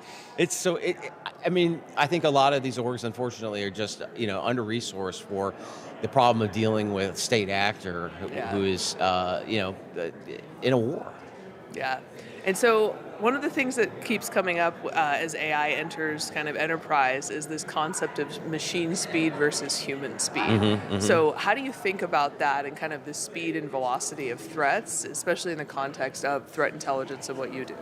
Well, I'm really concerned about the sort of speed problem, and two different ways. One is, there's already a lot of discussion about the vulnerability problem. I think a lot of it's sort of are focused on vulnerability discovery and exploitation, that sort of the zero-day problem. But the other side of that is, using AI, threat actors are far more capable now of reversing a patch and turning around a proof of concept and attacking with it in a time frame that was just not possible before, right? Except for a handful of really, really, really smart people. Unfortunately, I think we're going to move to a position where threat actors are turning around patches and producing proof of concepts and running attacks within hours of a patch appearing. And generally, we've told people that they need to be prepared or respond in 48, 72 hours. And that's just not going to be good enough anymore. Right? The other thing about speed is when we get to the network. And so you mentioned industrial control systems. And I come from an espionage background, and there's kind of two sides to espionage when it comes to industrial control systems. There's actors that kind of dig in and wait and sit there, and they don't really want to get caught, and their whole job is to literally not get caught, right? To get in but don't get caught. And so speed's not really an advantage for them, right? They are very careful not to light off any detections. But there's other actors. We see these like in situations in Ukraine, who really their job is to get into a system and break it immediately, as Like fast a as possible. Stuxnet type situation? Well, I would actually put Stuxnet. Well, Stuxnet. Is that the first That would say category? it's closer to the first category. They were trying to break things very quietly, as quietly as possible, without raising any, without anybody knowing it. But they're like in Ukraine, there are a lot of scenarios where the job of these actors is to get in as fast as possible and break something. And they're essentially in a race, right? You're going to know that they're in the system because they're going to break a bunch of stuff, and you're going to ask about what just broke all this stuff. And so when it comes to that problem, AI is going to be very, very helpful. And on the industrial control system vein too, is AI is it's code native, right? It doesn't need to necessarily live at the same level of the stack as we're used to, and so I think one of the things that has secured industrial control systems has just been the obscurity of those systems. Well, I think that advantage is probably going to dissipate, right? Yeah. With all this baked in knowledge. Yeah, if you can hack them with natural language to prompt. Exactly. Changes. Exactly. You don't have to know. You don't have to be an expert anymore. And like in this space, like the ICS. The ICS nerds are always like the heavy nerds, right? They know some really obscure stuff. Yeah. Some of the languages are bizarro. Absolutely. Yeah. And like I had to go to like special certification classes for Exactly. different languages just to know how to tune like a PID loop, right? It's a very specific language to do it. And each manufacturer has their own language. Exactly. It's also like Johnson's is different than Carrier's, is different than Train's, is like they're all very. It's just a lot to build expertise in, but I think it's going to make that a lot easier. Yeah. So when you were building out threat intelligence and building protections for some of this, a lot of it was based on kind of Google's own security philosophy for Google, right? So can you tell me a little bit about that and kind of how Google as a whole thinks about securing things, and then how you apply that to what you do and as you're building tools and that kind of thing? Well, so one of the interesting things that's happened since we've come over, I came over from Mania, and we essentially combined with the TAG team, which was Google's internal team, and Google's internal team started in the wake of something called Operation Aurora several years ago.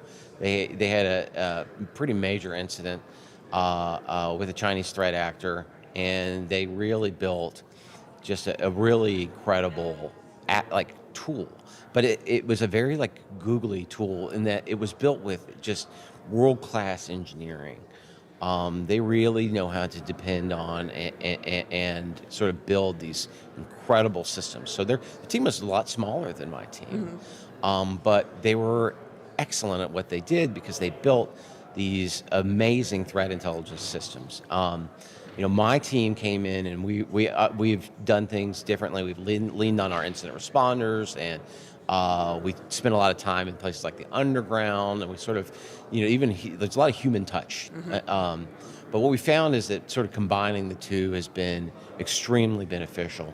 The new ingredient, of course, is AI, right? And we are already working on ways to make that an integral part of the stack. And it's incredible. It's an incredible tool for intelligence. Yeah. And is this how Google Threat Defense came about?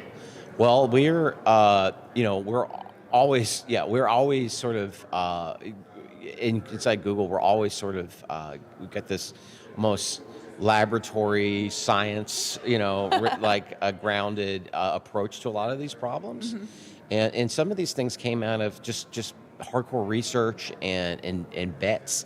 A lot of our our AI solutions, for instance, were these really cool, almost obscure programs that played out. One of them was called Big Sleep. They started using AI to find vulnerabilities. It was incredible. So, and I'm talking about, this was a tool that was built on the back of the very old, what we would think of as primitive models at this point, right? But it was absolutely successful. And when we started doing that, we started finding vulnerabilities. We started reaching out to people saying, we found these vulnerabilities. And before long, people were coming back and were like, I don't have time to deal with all these vulnerabilities. And I think the big lesson that we brought forward from all that was that you can take it's not enough to just find the vulnerabilities, you have to find the solutions as well. Yeah.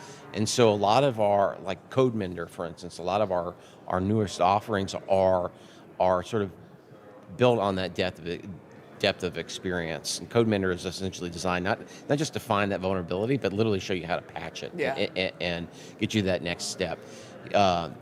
We're going to absolutely have to do that if we want to stay ahead of the threat actor who is taking advantage of this technology as well. Yeah.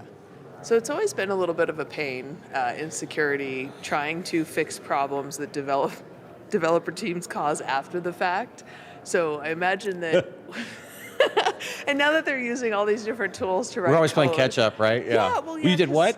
Yeah, well, and you get brought in at like step 10. Sure. Of this really long process, and decisions have already been made, and money's already been spent, and so the security team is kind of brought in to just like check the box, rubber stamp this, and you don't want to. So, how do you think about kind of as we're moving forward, and you know that these development teams are going to be using all these different coding tools, and you really kind of lose. Like an SBOM isn't a thing anymore, right? Yeah. Because it's very hard to even tell what's in the code. So how do we start building, what does the next iteration of relationship between security team and development team look like? Well, I think, I'm an intelligence person, so I always like lean on intelligence for these kinds of answers. But, So we're going to social engineer them. And well, then we're you gonna could. I guess you blackmail could them do it into like better like an security. old school espionage operation. It's not a bad, or an influence operation. It's not a bad play. But I think the real answer is to let the intelligence guide your risk management, right? So, and you have to be careful not to get too far off into the weeds. And I've been guilty of that too with this stuff. But we have a pretty decent idea what some of these challenges are going to look like, right? And that's based on what's sort of we're realistically seeing in the threat actor environment. Now, there's always somebody out there who's going to show some really cool thing, like a DEF CON. Somebody is going to drop some amazing attack, right? And I've been doing this for over 20 years. There's always some amazing attack, and a lot of them just simply are not realistic. They're sort of laboratory attacks.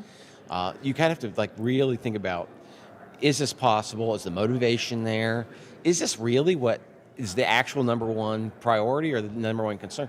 Well, about 2 years ago, I started talking to CISOs about this stuff, and I come with all my cool whiz-bang espionage, theories, and because it was really early, and I walked out of the room. The lesson I learned is their number one concern is that some shadow AI, somebody using something that they don't know about, and I had it was kind of a reality check for me. Yeah, I always talk to college kids, and I'm like, I hate to tell you this, but most attackers are not using 0-day exploits, and they're literally just buying passwords off the dark web and then hoping somebody reused 100%. them. I do think that 0 days, the ability to exploit them is getting larger because of AI, right? So you can do that kind of asset and network and stack discovery and figure out where the holes are. But yeah, by and large, it's still just plain old security hygiene. Absolutely, right? And that's a great use of AI, is to enforce that, and stay ahead on that sort of problem. Yeah. So at Google AI Threat Defense, you guys advocate a multi-model approach. Yeah. So why is that? Well, one of the interesting things that's come out of the research is that there's, if you look at just on the vulnerability problem, which models find which bugs. You'll find that there's overlap, but it's not perfect overlap. There's actually these edges. There's very pronounced edges on a lot of these Venn diagrams that show that models sort of approach the problem differently. They just tend to surface different things, right? And frankly, different models do different things well for you. Some models are just more efficient than others, right? Yeah. There is an efficiency problem here that we're going to have to address. Tokens aren't, unexhaustible, right?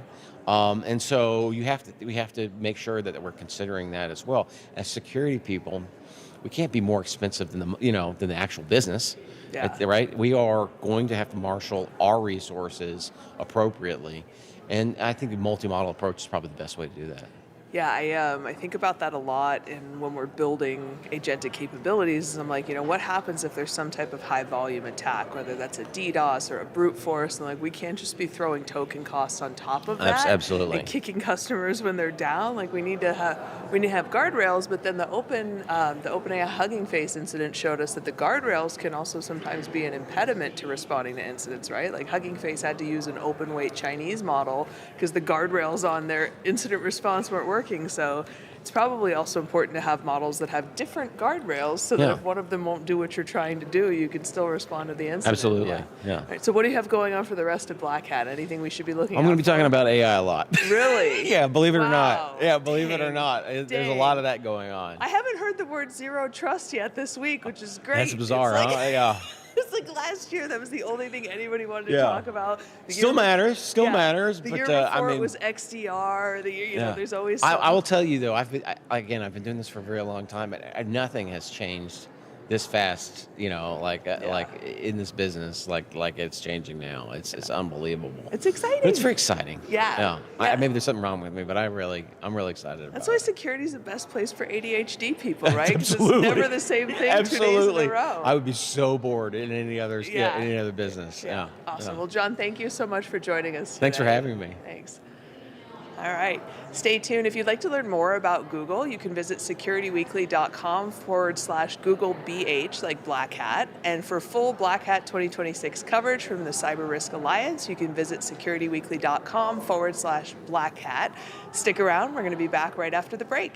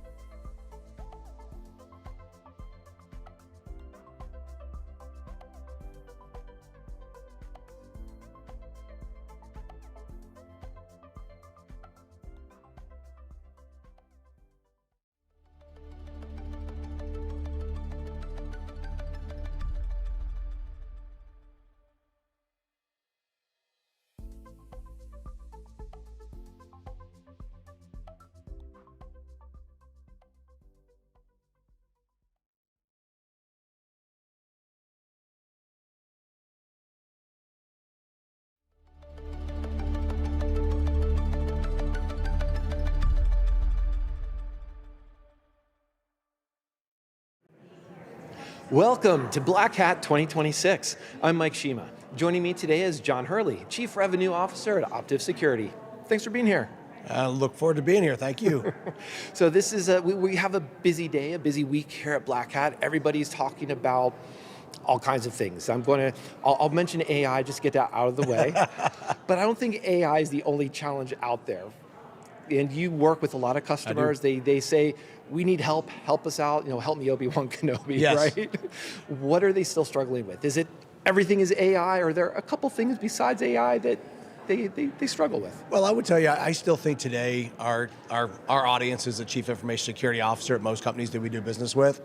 And the old challenges are still the new challenges, right? Okay. And so I think the unique part about Optiv is that we've been doing this for a while. And our advise, deploy, and operate model is unique in the environment because many of our partners and competitors out there do one thing and they try to do one thing well, except for pulling it together. And we spend a lot of time meeting our clients where they are in their cyber journey because they could have a problem that they need advisement on. Mm-hmm. They could be challenged with, hey, I'm trying to get this technology deployed and we're struggling with it. Can you help us? And in today's environment, it's a competitive marketplace out there and people are trying to find people to come help operate. Yeah. And the fact that we start from advise to operate puts us in a very unique position to help our clients. Well, and some of those things, I was actually having conversations earlier this morning just about one of the classic problems is, what is your asset inventory? Yeah. Where are your applications? And I'm sure there's also been a history of, we've gone from shadow IT to shadow cloud to shadow AI. What are some of these challenges? Like, what are some of the things that interest you when the clients say, we're really struggling with this, how do we handle it? Yeah. Well, I think we're in another one of those transformational times in our marketplace. Cloud was very unique many years ago. And if you're the CIO back in the day, they would realize that many of their workloads moved into the cloud because the business owners are trying to move much more quickly than IT could allow them to do that. Next thing you know, they had a very large spend of cloud spend with AWS or other, right? I think we're in the same journey today. I don't think there's a company out there today that's not trying to figure out what can AI do for them. Mm-hmm. And the CISO, the CIO, the entire executive team on IT is trying to protect their personal property, intellectual property they have. And so our job really is to come in and say, look, AI is not bad. AI has some greatness to what it can do. But with security guardrails around that, you can protect a lot of your intellectual property and that data from being exploited when it's not used in the right way. So we're dealing with that as a big issue. We don't want to slow people down from using AI. We want them to deploy it. We just want them to deploy it safely. And it feels like, to me at least, it feels like the AI is not just showing up on developers, or it's helping for classically, as I said, the application inventory or software composition analysis, supply chain. That's all very much security teams and developers, but everybody could be, within the org, could be using AI now, whether they're coding something or they're just accessing that data like you were saying. Has that changed the tenor of the conversations you had? Have there been surprises that customers are like, oh, we didn't even know we had this problem, and you're helping them understand the problem's bigger than they even think? Well, yeah, I think there's a lot of really interesting technology that's now being introduced to find out what is the agentic experience that's going on in many companies today. And you think about the growth and explosion of agentic capabilities with agents out there today. And you yourself, me and myself, over a period of time, we're going to potentially have hundreds of thousands of agents doing work for us. And we're just individuals. Think about that on an enterprise scale. So having tool sets and capabilities to really scan the environment is what most CISOs and other want. What do we have? Mm-hmm. What's being run? Do they know what they're supposed to be doing? Are they doing the right things? Do we have guardrails around that so they can take advantage of that capability? That's the part where people are really trying to get their hands wrapped around what AI is bringing to them. Yeah, that's just what are they doing? What do we have? Those sounds like fundamental questions CISOs have that just get refined for the different tools or technologies, what have you. And I'm curious then, tell us a little bit more how that translates in this advise, deploy, operate, because the narrative sounds pretty clear between those three words, but I'd love to hear some details of what that looks like in practice. Yeah, so we have a group inside of our organization, our client advisory team. Think of the smart guys, technical guys that understand, that technical ladies that understand what they're doing. And their job is really to come in and meet with that security operations team and understand what they're doing. So you think about our business today, we've been doing this for a very long time, so almost 30 years in time frame that we've been working with clients. So our expertise is very unique because across 10,000 clients, we've seen a lot of different things. So it gives us a different, unique experience. So that advisement part is really important. And then we can move that from let's help you deploy that capability in your environment. So we have folks that will come in and actually take the technology that we said you needed to fill that vulnerability or that process challenge you're having and deploy it correctly within the architecture that you're looking to actually deploy. And then again, the operate side of it is, we do this for many, many, many large companies around the world today, is actually manage their security operations center. And we do that in a couple different ways. We have a boutique offering today. I call it boutique because it's unique to every client, has a different experience, where we'll manage their security operations center today.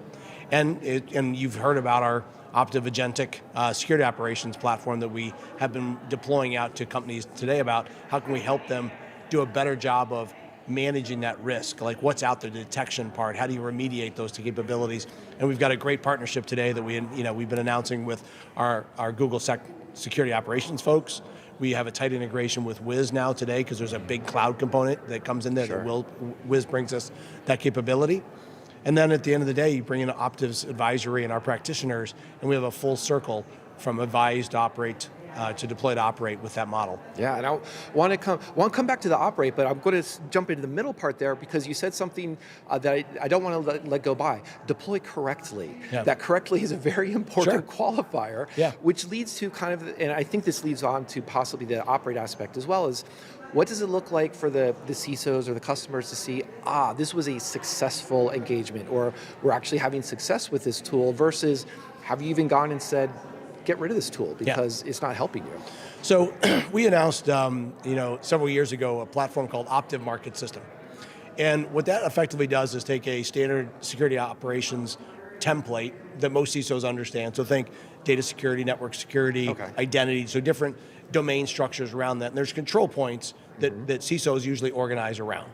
So our ability now is to go in and look at those. I have an identity challenge, an AI identity challenge example. So we'll look through that stack through OMS to understand, do you have crossover, do you have duplication? Can we help you with your tech rationalization? Because you already have 3 or 4 different technologies.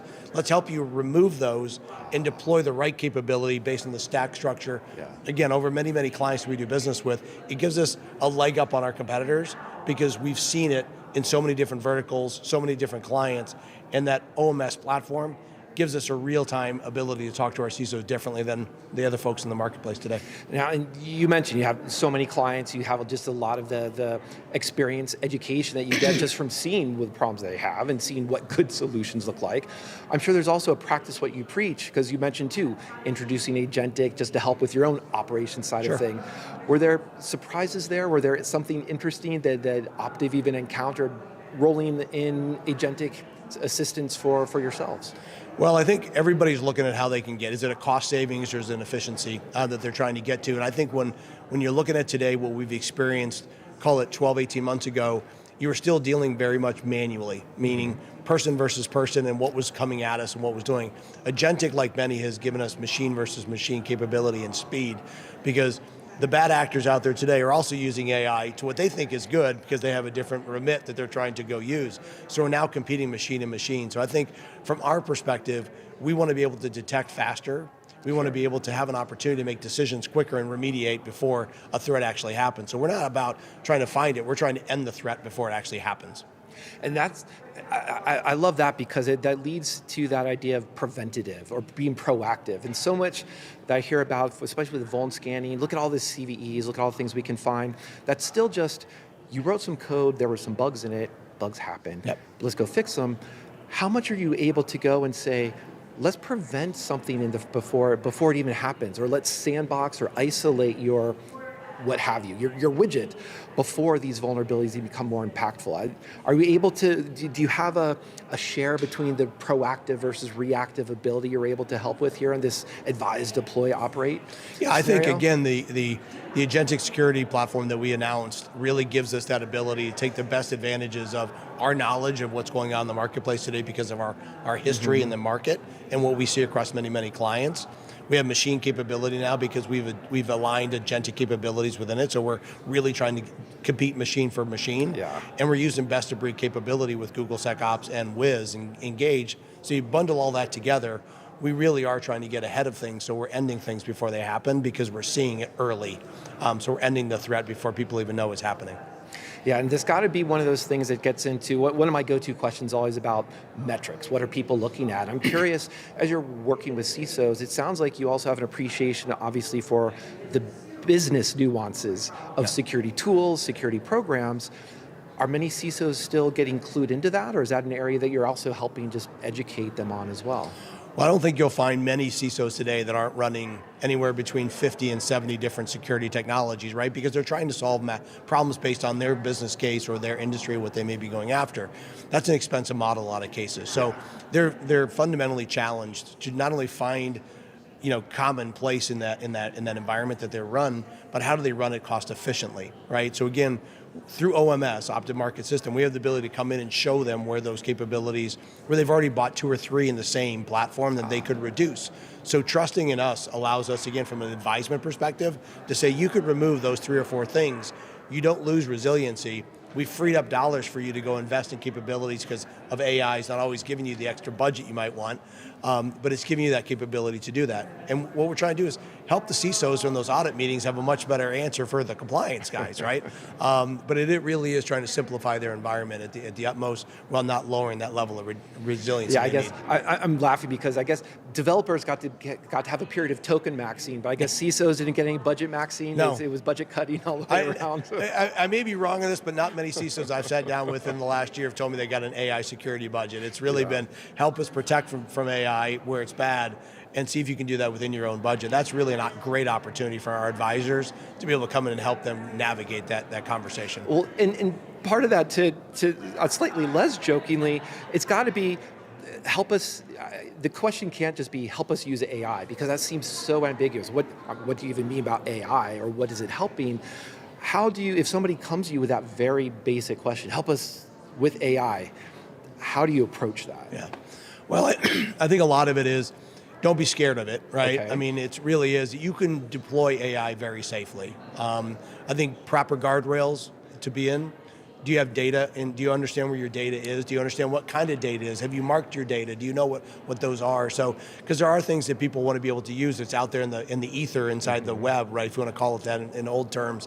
But people need to understand where the guardrails really are. And that's one of the things that we're trying to do is deploy AI safely, securely, and that's what a lot of our advisor teams spend a lot of time with the teams on, and then we help them deploy that capability safely. Yeah, and it's got to be the case, I'm going to guess that having those guardrails or just knowing where your data is and how sensitive it is, not everybody has that, even the Fortune 500s, even Fortune 100. So part of this has to be just kind of these old school problems, if you will, that you're helping companies with. Is that the case? Yeah. Well, I think, and you've seen, people, you go back to the age of that COVID virus that was out there in the market where people were really trying to figure out where they store their data, right, and protect it. And you start to talk about 100-year archives and what that data want to lose, right? So I think that was up in the cloud. Now as they bring it back to start using LLM AI capabilities to really start to be more efficient in their business operations or find new opportunities, we really are helping an old world problem during a new world challenge, which is AI. So CISOs, what they were dealing with 10 years ago, are still dealing with the same thing, just at a much faster pace. Yeah, and it's got to be, and they can't. I'm pretty sure they don't have the luxury to say, give us a couple months, give us a couple of years to get our maturity on our data governance, and then we'll adopt AI. It's sort of like we may not have any governance, but we're using AI right now. Right? Yeah. No, I think it's a very good point. I think the business owners, the CEOs, the boards are asking for speed, right? And those that aren't using AI today are quickly going to fall behind. So it behooves us to help them understand how they can get their data in the right place, protected in the right way, so that they can answer the question, yes, we can use AI and let's go do it today in a safe, secure way. So it's almost, it's a good message to be able to say, we can give you confidence, we can give you that comfort that whatever's coming across the board next with this use of AI, it's going to be constrained. Yes. Yeah. Yeah, you want to give them the safety that they're not going to get exposed, right? And they're going to get the value out of AI that they expected and that they need and they want in this competitive marketplace. Yeah. Why not have the AI help with internal systems and efficiency in developers rather than have the AI help write that blog post that goes, we take your security seriously. Yeah, exactly. Yeah. Exactly. Well, John, there is advise deploy and operate. Sadly, we also have to depart just because we're out of time. Oh, But no. thank you so much for this conversation. Really Michael, it's enjoyed really it. nice to meet you. Thank you for the time and the opportunity. Thanks again, John, and thanks everybody for joining us. To learn more about Optiv Security, visit securityweekly.com/OptivBH. For full Black Hat 2026 coverage, check out from the CyberRisk Alliance, check out securityweekly.com/Black Hat. Stick around because we've got a lot more coming right after the break.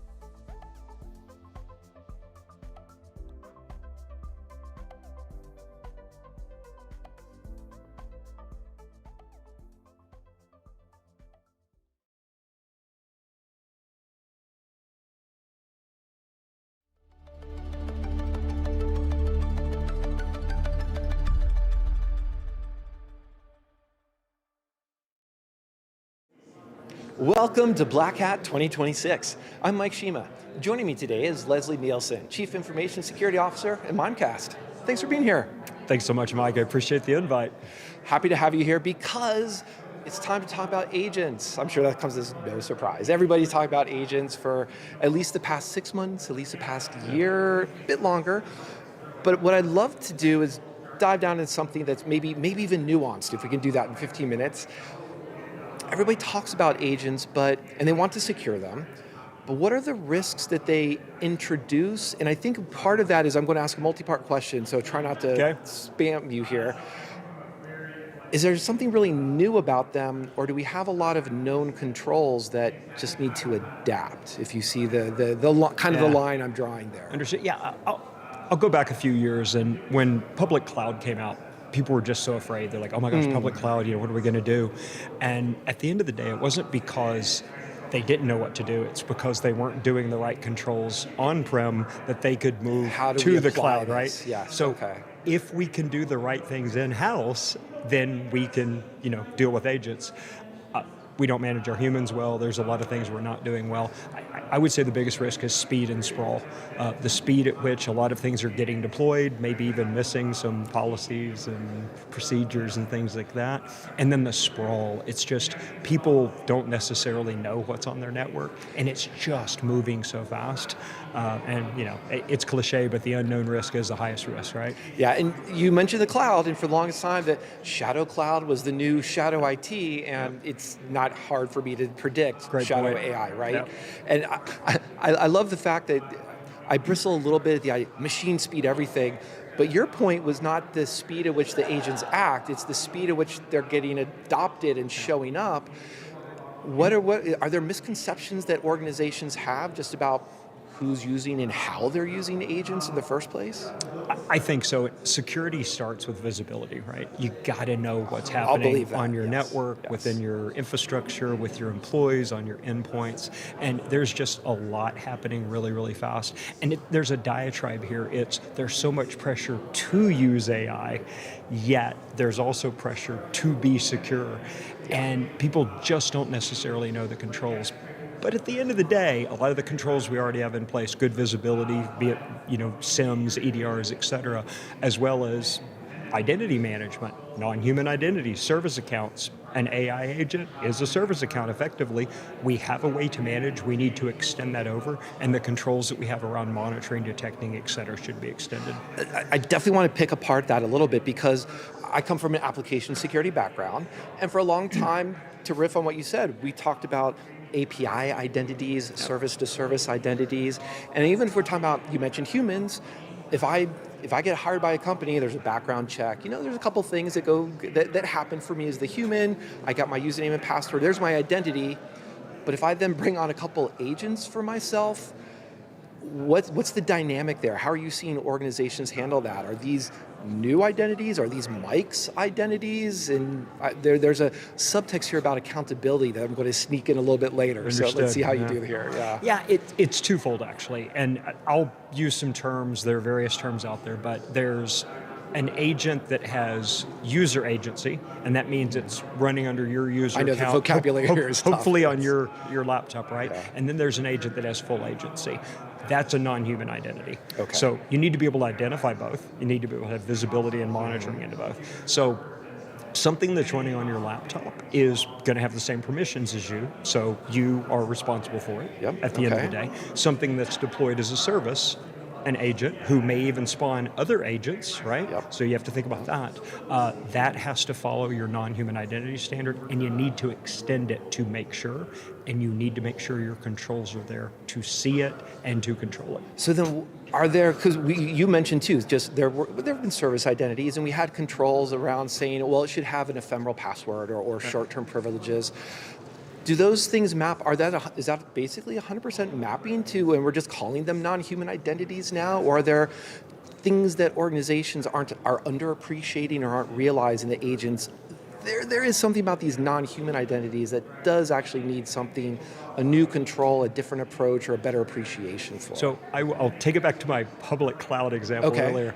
I think we have the controls designed to take care An of it. optimist, I love I this. don't think people have been implementing and enforcing A them. realist, okay. Yeah, that's it.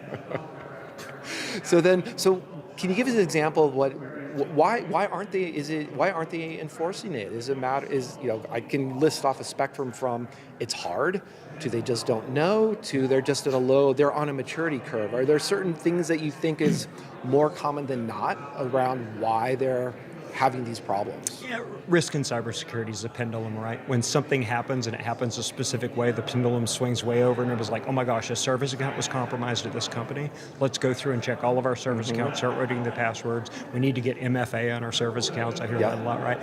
And then things kind of slow down. Then it's ransomware. It's the end user, right? So then they kind of, service accounts are important, but we really haven't seen that much on them. We've kind of been on the pendulum back towards the humans and the users, but now we're introducing a whole bunch of service accounts. We got to dust off those controls and make sure that we can implement and enforce them. And that's got to be tough because me as the human, hopefully I have that pass key, that FIDO key. You can't quite have that fingerprint from the agent. So do we have our corollary there with that agent identity, or how are we then starting to control that agent itself? It is tough, and there's things like device trust that you can actually do with service accounts. There's one other thing, and I'll just wax philosophical real quick. What is identity management? It's humans, it's non-humans, and it's secrets. And the other thing we have to worry about when we think about these agents, especially with the speed and the sprawl that's going on, is what if they're grabbing credentials and using them maybe when they shouldn't? And I think we've all seen some examples of that in the news lately, right?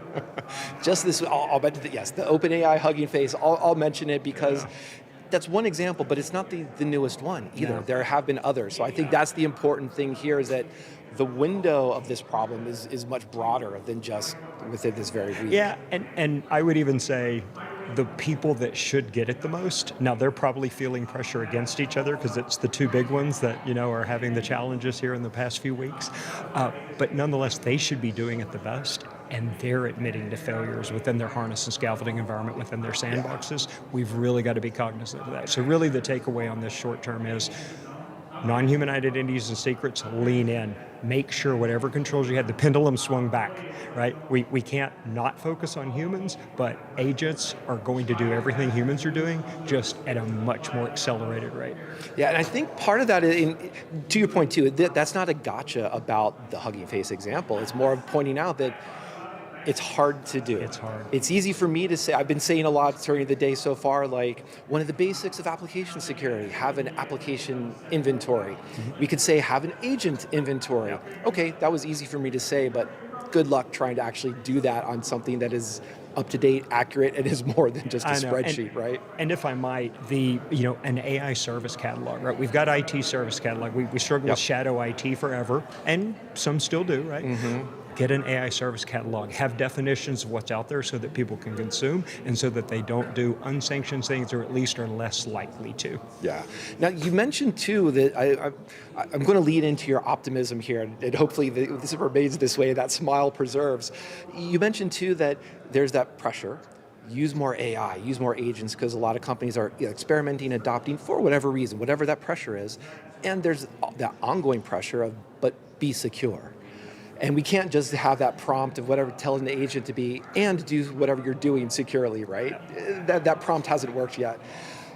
How are CISOs talking to the boards? Are they having trouble with these conversations? What are you seeing from the people you're interacting with about where the hard parts of those discussions are? The people that are having the most success are framing it within their existing risk framework. So we talked about identity management, non-human identity and secrets. We've talked about the ability to detect and respond. Don't put something on your network that you don't have visibility to. So in the short term, the easiest thing to do is say, look, these are risks we've been talking about for years. However, now they're elevated because we have the speed and the sprawl. We have more non-human identities. We have a harder time to detect and respond. So we have a shorter amount of time to detect and respond. The mean time to detect and mean time to respond. That's the challenge people are having right now. So if I can maybe rephrase that, it's almost an exacerbation of problems we've already had. Yes. It's just a lot more obvious. Yeah. So then, it's Black Hat. There's a lot of a lot of people talking about new solutions, old solutions that have just tagged a couple letters onto them like AI or LLM. What have you been doing? What's Mimecast doing this year for Black Hat? What's new that you're working on? So we've got a new service and a new product. So from a service perspective, our managed threat response, it is a fantastic service because gives you minutes on response and action. It's definitely worth looking at, especially if you're on the email security side with us. From a agent perspective, we did an acquisition a couple of years ago, Insider. It's called Code 42 after the Douglas Adams book. But it is a fantastic product. It gives great visibility into unsanctioned AI data exfiltration, what's going on your network. And now we're extending it. So that's the user context agent. Now we're extending it to the agent with full agency as well as MCP and data flows. So there's a lot of excitement going on. I go to the board and I say, AI is a risk. We are using our own products and we're actually driving towards that, but we have to be more vigilant and we have to have focus to stay secure. That focus, and I love the nod to Douglas Adams because there's a great quote too from they're shutting down infinite improbability drive, and there's a quote that goes along the lines of, "We've now returned to normality. Any problems you may have are still your own." Still your own. Yes, yes. That sounds like cybersecurity, right? Pretty much. But those problems you have that are your own, they do have solutions that you're talking about, like how to translate service identities to the non-human identities, just readapt or adapt these controls. And if you're giving advice to a CISO who's walking the floor today, looking for solutions, looking at what the trends are at Black Hat, what do you tell them as they're trying to navigate an overload of information? I take a step back. If you're an Anthropic shop, if you're an OpenAI shop, it doesn't really matter. Take your acceptable use policy, put it in, and start asking it questions. Can a user do this? Can a user do that? Can a user do that? And then say, will you export, and I'll speak Anthropic because we're an Anthropic, Fair. Will you export a skill that I can import into all agents that will follow the acceptable use policy, right? So the acceptable use policy for humans is going to be different than the acceptable use policy for agents, but have one. And train it. Train your agents just like you train your people. Because at the end of the day, if you don't tell it not to do something, it will do it. We have seen that, yes. Whether it's random or it was that unexpected. I think one of the things I heard, I think it was Dan Farmer described security as the absence of surprise. Yeah. And agents love to surprise us these days, right? And if I might, I'll quote Rivest from years ago at an RSA convention. He said, we are increasingly asked to build secure systems from brittle components. And it's kind of where we live right now, right? We've had this speed, we have to move fast, we have to get things done. Agile is great, CI/CD, et cetera. But at the end of the day, what we've done is we've built things that maybe aren't the most perfect things to put into production, and now we're even accelerating and we have agents taking advantage of them. And I think, I like how you said that, because it takes my mind back to the very beginning where you're talking about, we know what some of the controls should be. We know, as you were saying, that we know the governance of humans and the acceptable use policy. Let's expand that governance now to LLMs. We'll just rephrase it differently to apply to how they operate. Here's your markdown file.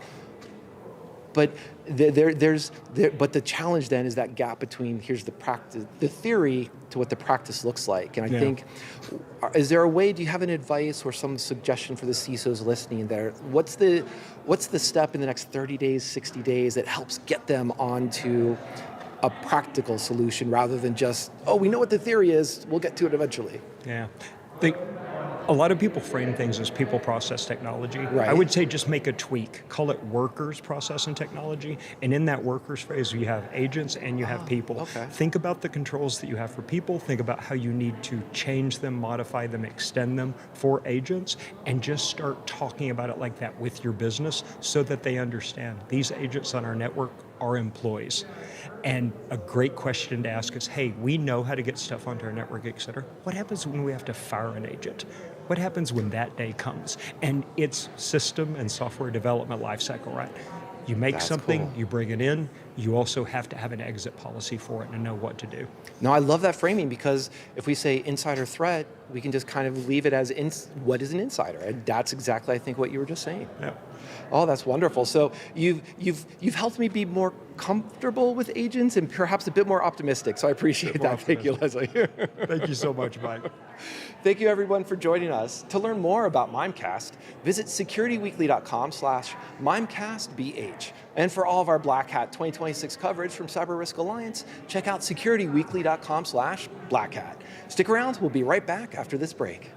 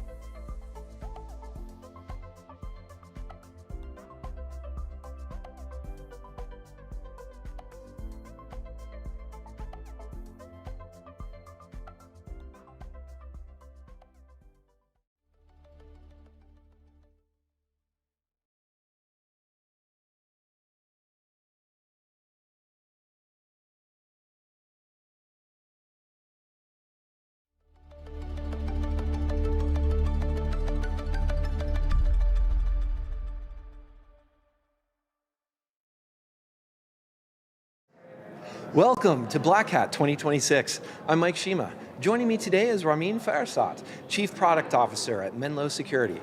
Thanks for being here. Great to be here. Thank you. So it's inescapable in the year of 2026 to talk about LLMs, agents, agentic AI, etc. One of the things I haven't talked about today, actually, or for a while a bit, is what the specific attack surface of these agents are. And I want to talk broadly about that to get your sense of this. But let's start off with prompt injection, because that's a kind of unique to agents, or it's at least very interesting with agents. Tell us a little bit about that and how that fits into the broader attack surface of agents these days. Yeah, absolutely. So as you know, Menlo's been in the business of securing the browser for humans.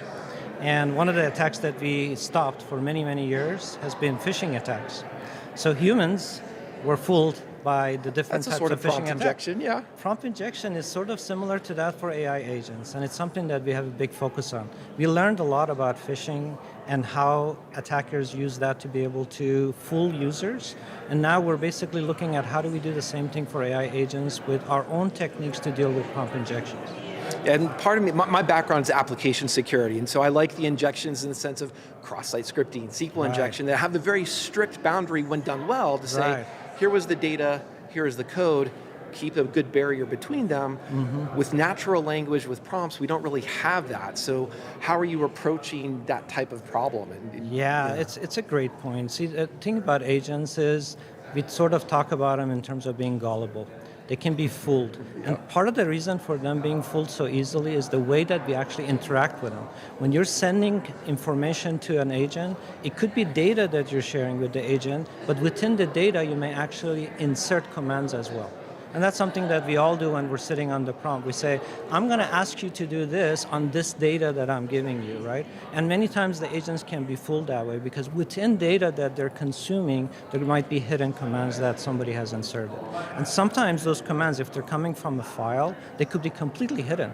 There are things that you and I may not be able to see, but the agent will see. For example, what if I put something that's in the same color font as what the background is? Classic case. You and I are not going to see it, but the agent not only will see it, would actually act on it as well. So we built technologies to be able to find those type of attacks and stop them in real time.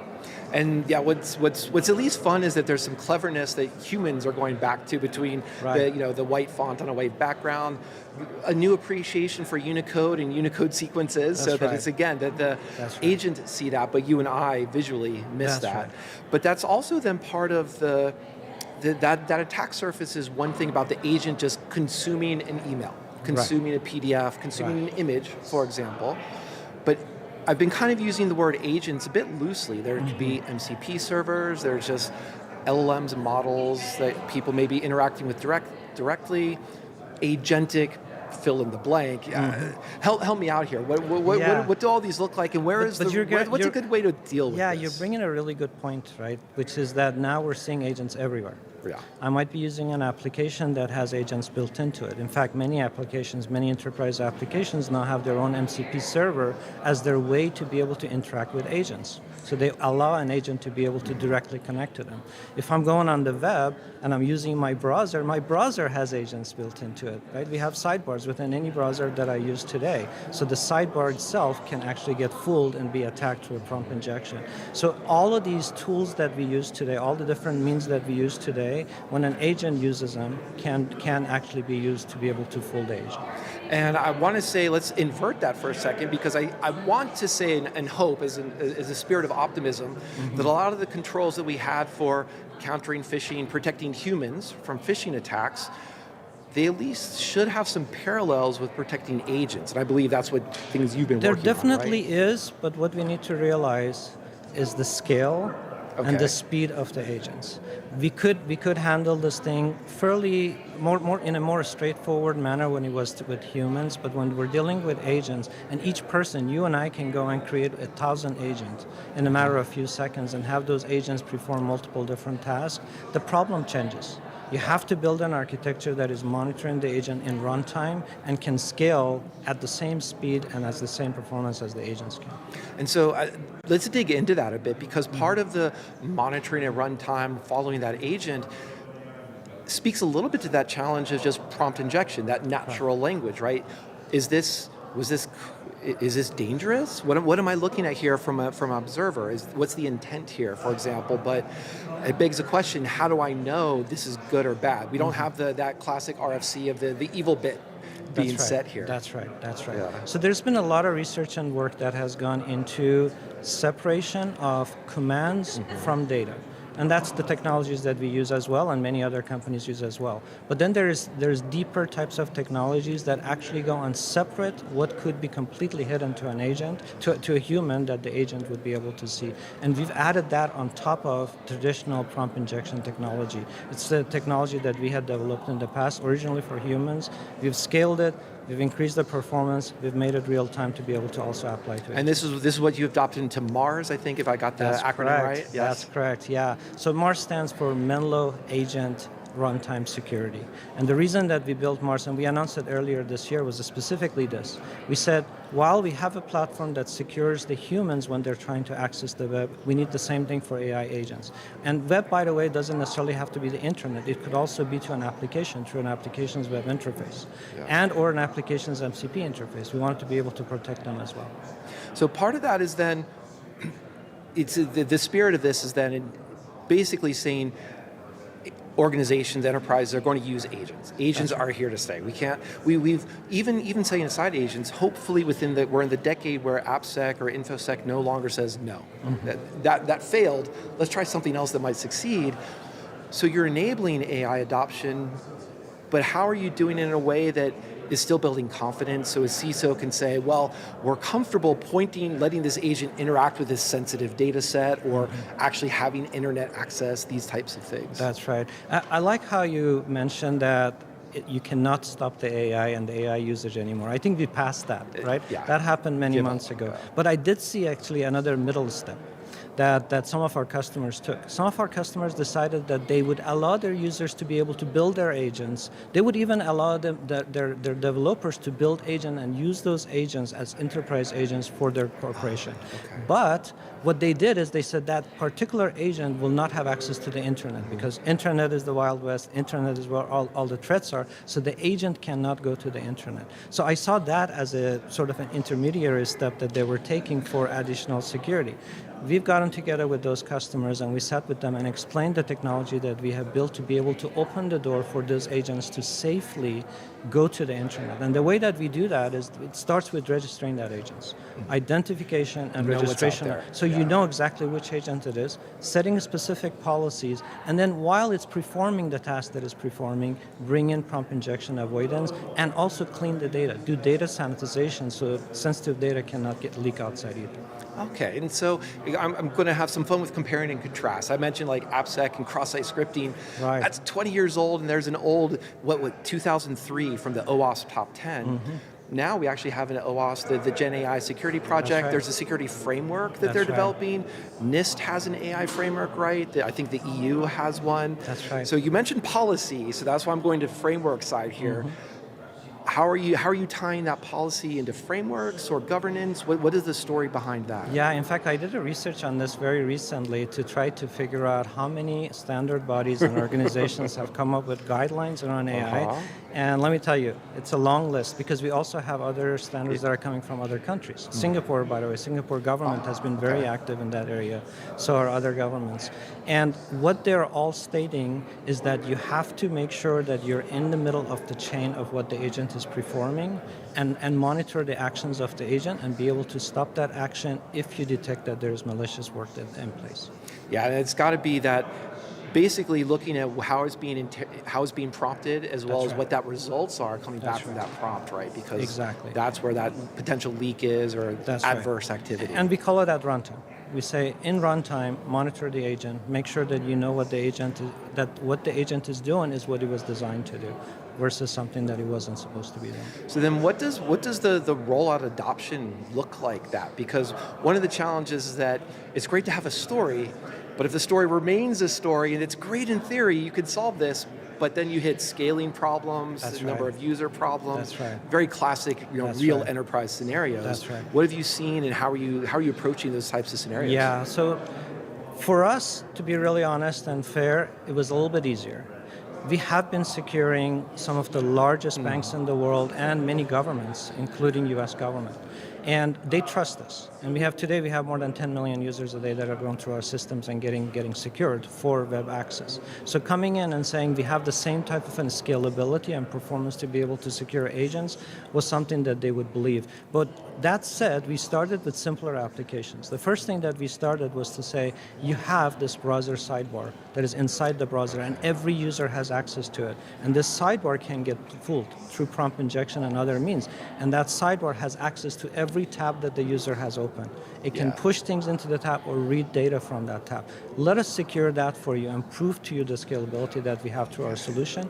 Next, let's go to autonomous agents. And then what we announced at this show, let us also help you with your AI development assistant tools that you're using, your Copilot, your Cloud Cowork, your Cloud Code, right? We'll secure those for you as well. And so it was a step at a time journey to get some of our customers to actually get this whole thing adopted. And that sounds like another common theme that this is going to sound cliche perhaps but shadow cloud, where does it show up? It sounds like if you're looking into the browser, that's a great place that everybody has a browser. That's right. And it's an easier place just to see, oh, this actually looks like this is an agent. That's correct. Are you helping to solve that shadow cloud, identifying? What's the story there? That's correct, yeah. So we first solved it for humans. and that was our shadow AI discovery capability to be able to go down. So you see the parallels. Yes. There's so much parallels between these. So we first solved it for humans, and we said, if a human is going to a site that has AI, let's make sure that we discover that site. Not just using lists and things like that, but actually use AI to go and discover whether this site has AI built into it. Next, we actually moved into how do we do the same thing for AI agents. The whole fact that we're providing full visibility and registry of the agent gives this visibility to the security teams to know actually what's going through their network and what's actually trying to do something. And the next thing is, what is that agent doing? So just the discovery fact by itself is not enough, but what is that agent doing and where it's going? And that's what we bring. And that what is the agent doing sounds like that's the beginning of that conversation about those frameworks or governance policy. That's right, it matches that. But it sounds like, especially this year, people are just rolling out agents before they even have some governance, I'm going to imagine. That's the reality here.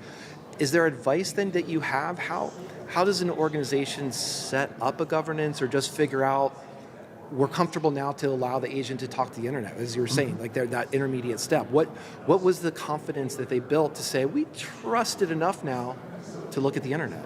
Yeah, so it's different for every company. And the truth of it is, and I talk to a lot of customers on a regular basis all over the world, some of them are at the beginning of their journey. They're just trying to figure out, what am I supposed to be doing? Yep. I know my users are using some tools, they're building their own agents. How do I get some visibility? So identification and visibility is something that always comes up in every one of the discussions. Next after that is to try to understand what are the different types of workflows that the agent might be going through. What is it trying to do? Is it trying to automate some tasks? Is it trying to build automation for some data gathering? Is it going to the internet and collecting data? So based on that specific workflow, what do I have to do to be able to secure it? Okay, and I'm hoping that the story then evolves to, I know what the agent is supposed to be doing, so it's much easier just to have that allow list of saying, if it's doing X, this is good. If it's not doing X, that's probably we want to stop it. That's right. That's right. And again, going back to the regulations that you were talking about, they're right around that. Is around regulating and monitoring and knowing what the agent's original task was supposed to be, and is it still performing that same task or not?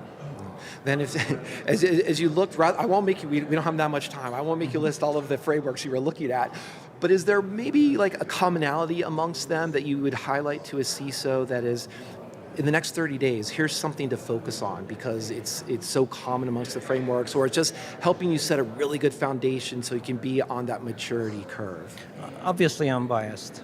We're looking at the traffic to see what is the majority of the traffic that is being handled by the agents. What are they doing? What are the different tasks that they're performing? And many companies, their first thing that they're focusing on is, how does this agent go to the internet, fetch data, and bring data back? That's an area to focus on. How do I make sure that as the agent either is launching a browser and going to the internet and or going to the web directly to do web fetching, how do I secure that chain? And then I also brought up the browser sidebar as another area of focus, because that touches the humans versus the agent itself. And it sounds like that foundation of with the human-related phishing, what's going on in the browser? That That's seems right. like a natural place to look. So, Absolutely. No, that sounds like a great story to me, and it also brings us to a natural end to this conversation, unfortunately. But thank you so much, Ramin. Thank you very much. Thanks everyone for joining us. To learn more about Menlo Security, visit securityweekly.com/MenloBH. And for all of our Black Hat 2026 coverage here from CyberRisk Alliance, check out securityweekly.com/blackhat. And please stick around. We'll be right back after the break.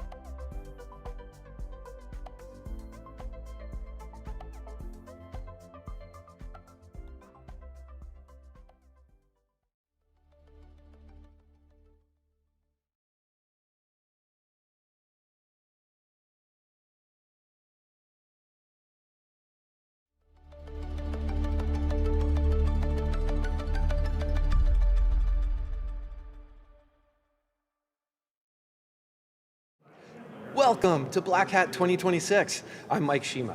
Joining me today is Ido Geffen, founder and CEO at Novi Security. Thanks for being here. Thank you for inviting me. Excited. So one of the things that I'm very interested in talking with you about is the offensive aspects of LLMs and using them as pen testing. And I'm going to set this up with news this week. I'll just go straight for it. OpenAI, Hugging Face. Obviously, some LLM agents did some unexpected, surprising things. Yeah. Not what you want from just even testing within a lab, especially what you want from humans doing pen testing or LLMs. So tell us a little bit about what your stack looks like that you've designed for LLM-oriented or focused pen testing. Yeah, sure. So as you just described, I mean, LLMs today are becoming stronger and stronger. And as we can see when it happened lately to Anthropic and OpenAI, That's true, both. Yeah, really went out of control. So one of the key aspects of what we're doing at Novi is really controlling all of the AI stack from the prompt side, harness, and the model itself. So something pretty unique that we're doing, we are training our own AI model that is specialized in offensive security. But we are not just building the best AI hacker in the world, we are also taking safety as a very important aspect, making sure that there is a lot of guardrails from our side that this type of agent or model will not go wrong. So there are things that is embedded inside the model, or that by default we are blocking from the model being able to do destructive actions. For example, if it will connect to a database, it will not do drop table. But also we understand the risk of those models, so we put an outside guardrails. So for example, a firewall that the agent cannot touch. So basically once we're starting doing the penetration testing, there is a hard guardrails that the agent, for example, cannot go from the IP address or the domain that we are testing. So making sure that it will not go into places that the customer or us has the intent to. Yeah, and that makes sense. You have that very deterministic controls around what the model can do. And you were saying you have a model, but I suspect you actually have multiple models in there within this harness. Tell us a little bit about that in the sense of, and I guess maybe I want to frame this as, how much does the model matter for the pen testing? Yeah, okay, so the model itself is a very important aspect. As you're utilizing more modern and larger models, you have a lot of more capabilities when it comes to sophisticated reasoning. But having said that, the model can get you this far. The harness itself, the tooling, the right prompting, and also the ability to validate to each model what are the right tasks that they're very specialized at. So one of the unique things that we're doing at Novi, we're calling it the Novi Gym. So this is where we build hundreds of real environments, very large ones, that really mimics the same way that large organizations look like. And this is where we are testing in continuous way, the different models with different harness capabilities, with different types of tooling, orchestration, prompting. And this is our way really to validate which model is better for which task. So back to your question, the models are very, very important and they're evolving very quickly. But what we have found that sometimes you can get into the same results and even sometimes better than the frontier models in a fraction of the price if you are doing the right mix of open source models, closed models like Opus or ChatGPT, and our own proprietary model. And that's what sounds key to me, is having that gym that is both representative of what real enterprises look like. It's not just a CTF kind of setup, which is no shade against CTF. They're used for a different purpose. But part of that then, I'm curious about this training gym, and I won't make you do some push-ups as you answer this question, don't worry. But what are the types of vulnerability classes that you're looking at here? And the reason I'm asking this, just so you know, is that I'm always curious, can the LLM do great against cross-site scripting, SQL injection, basically dump a bunch of junk into an API and see what comes back? But then there's some business logic here that tends to be human and maybe LLMs. What does that spectrum look like for you? Yeah, great question. So by default, we are basically trying to look for any type of a vulnerability that's out there. So for example, when it comes to web applications, so we are mapping ourselves to OWASP WSTG, which is the best practices in the industry. And you're right, we're covering from cross-site scripting, SSRF, privilege escalation, and etc. But our claim to fame specifically at Novi is the ability to detect novel business logic vulnerabilities. I can give you examples. Yeah, please. So for example, if it's an HR system, we want that our agent will try to validate that employee A cannot see the salary of employee B. So this is an example of a business logic vulnerability. I will give another type of example is, let's say that we have a flight ticketing application. So you want to make sure that you cannot manipulate the amount of dollars that you need to pay in order to book for a flight. So these two examples are real examples that we found in production environments, these types of issues. And you can do it only if you can really understand the business logic of the application, what this application is doing, what are the workflows. And this is something pretty unique that we're doing at Novi. That's cool to hear, because and the reason I like hearing about the business logic is that if I were to make wishes, I wish that the cross-site scripting SQL injection would mostly be disappearing because of the choice of frameworks, and we have the IDEs can say this, you're not using a prepared statement. The business logic is more subtle, and it's about that authorization you were pointing out, or just manipulation of, can this coupon be applied multiple times or not? That's really interesting. And I'm curious then, how are you measuring the success there? And in the sense of, do you have to run your pen tester once, 5 times, 10 times to finally find that? Because there's still always some non-determinism that isn't necessarily bad, it's just, did it find the vuln? Yeah, that's a great question, because part of what brings these new models and new agents, the creativity aspect is also comes with a lot of non-deterministic flows, which is also very hard sometimes to comprehend, or also what is the stopping point, right? Because maybe I need to do it all the time, but it's not feasible, right? I mean, it costs a lot of money when it comes to token consumption. So part of what we're doing at the Novi Gym, we've defined 6 key metrics that we are measuring. So the first 2 is precision and recall. Recall means how wide you're going. So let's say that you have in one application 100 vulnerabilities, how many of those you were able to detect. And then precision is what is the true positive or false positive rate, which you want to be very low. So this is how we are benchmarking ourselves compared into our own environments. And this is how we are seeing how we are improving over time with our models, with the right harness, with the right prompting.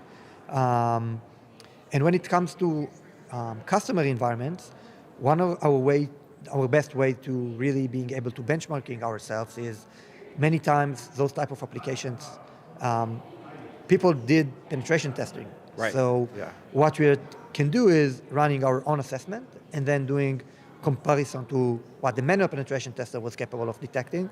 And this is how we can know if we were better, the same, or we did worse, and what exactly we need to do in order to improve for the next time. And the other thing, I'm smiling again because it's so nice to hear you're measuring this and benchmarking for yourself, because models can change for whatever reason, there can be new models, but just using the latest one doesn't necessarily mean that's the best, or what you don't necessarily know what changed. So having that baseline of this is what we should be finding sounds very appealing. And you mentioned too the manual part. You basically predicted what I was going to ask. How much of a gap is there between the humans doing pen testing versus the agents that are doing it? So I think that it was, for a very long time there was a question of how much AI models or AI agents when it comes to offensive security will be able to be as good as a person. And I think that now this question have a good answer. I mean, those models with the right people that have the expertise is the right mix. And in the end, those models are not getting tired. They're not doing weekends. No, so seriously, I mean, what we're seeing that in a matter of hours, we can go much deeper and wider than a human can be. But on the other hand, there is still a very large portion of expertise and understanding from people. And I will give you examples. So one of the big questions is, let's say that I find an issue. Does this issue is really applicable or not? So I will give an example. User enumeration, the fact that you as a user in one application can see the other users. So in most applications, it's a pretty severe issue that you don't want to happen, right? That let's say that you are in Bank of America, I don't want you to know that my username but on the other hand, when you're using Facebook, it's not a bug, it's a feature that you will be able to know very easily that I'm also a member of Facebook. So this is part of the network effects. Yes. So many times, after we are running one or two assessments against an application, this is where we are working with the practitioners, and they, for example, can mark some of the issues as this is not applicable to my specific application. They can now prompt it and say, please focus on my payroll model and look deeper for issues that is related to whether an employee A can see the salary of employee B, because this is something that is very crucial to my business.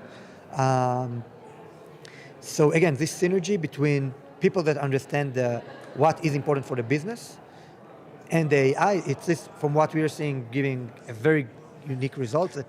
Yeah, and I'm nodding along because my history way back in the past was pen testing. Oh, yeah. And what you're describing is very much kind of like that kickoff call, that statement of work that's gearing you towards, we want to focus on this, we don't care about this.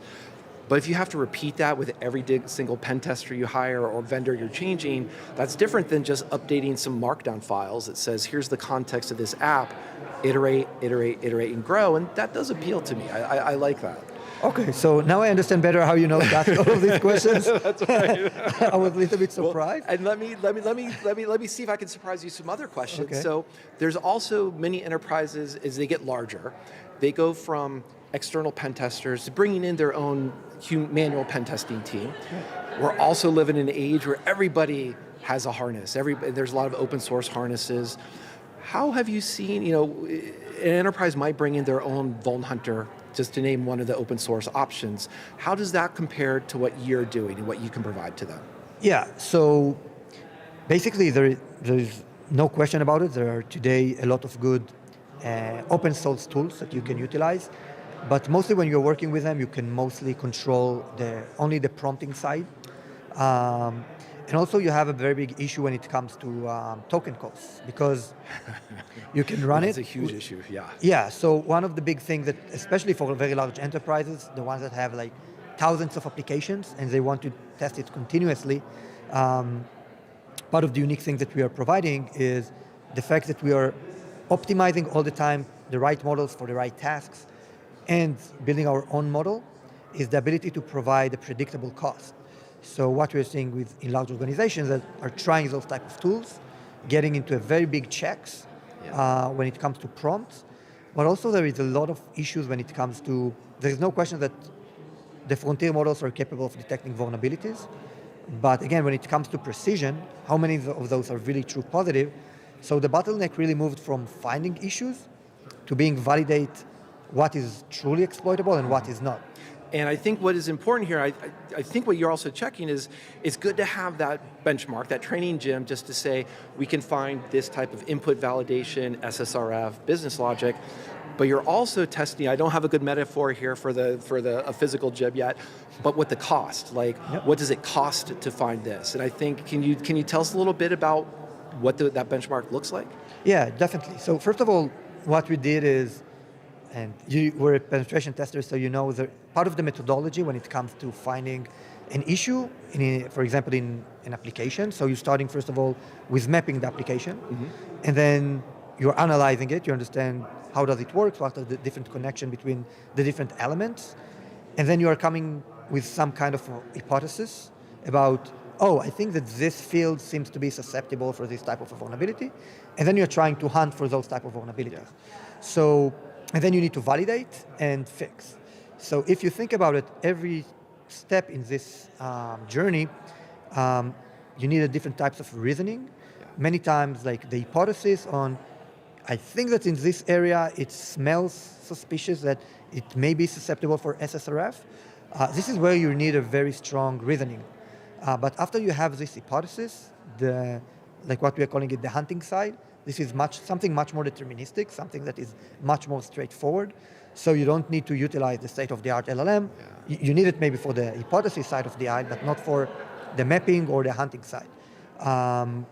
So part of what we are doing is trying to understand which type of model you need for which task, and then we can see that we can get to same precision and recall, but with different combinations that can cost you 10 times less, with the right combination of different models for different tasks. So you're very much paying attention. This is the number of tokens it takes to get to this finding. You've got Exactly. tokens as dollars as well. Yeah, exactly. Well, you've described in 15 minutes what it would take me as 2 weeks as a typical engagement to do. So already you saved a lot of time. So I appreciate that. But thank you for this conversation as well. Of course, it's a pleasure. Thank you everyone else for joining us. To learn more about Novi Security, visit securityweekly.com/Novi, that's NOVEEBH. For full Black Hat 2026 coverage from CyberRisk Alliance, check out securityweekly.com/Black Hat. Now stick around, we'll be right back after this break.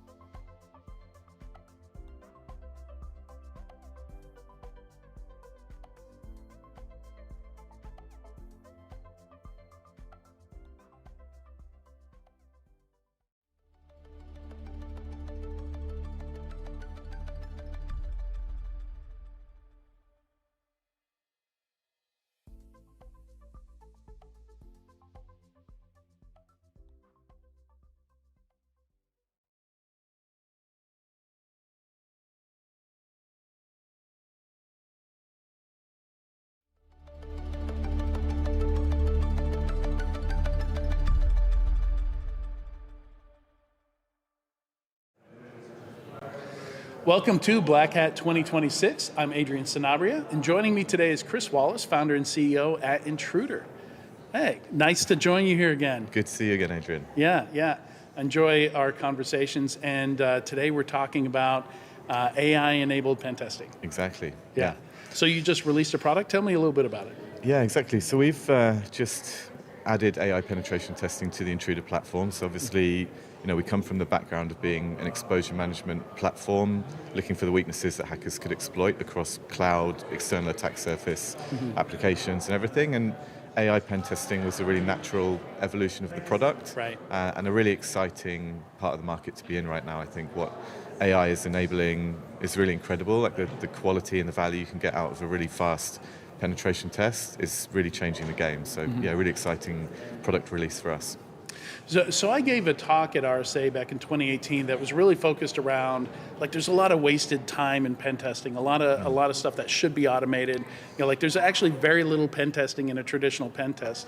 Like, a huge chunk of what you're paying for is somebody to run a scan and wait on it, and then a huge chunk of what you're paying for is somebody to sit down and write a report in Microsoft Word and then export that to a PDF. Yeah, definitely. Right? And then there's this little bit in the middle, like one of the slides I had kind of represented the time used, like what you're actually paying for. Yeah. There's this little sliver in the middle where they're actually pen testing. Yeah. Right? Like, a lot of it's just gathering all that information. But before we dive deeper, something I want to clarify, and you already touched on it a little bit, is for that talk, I did a survey and I found when I say penetration test, the vast majority of people think of a web application assessment, what I would call a web application assessment. Yeah. Something very focused on a single web application.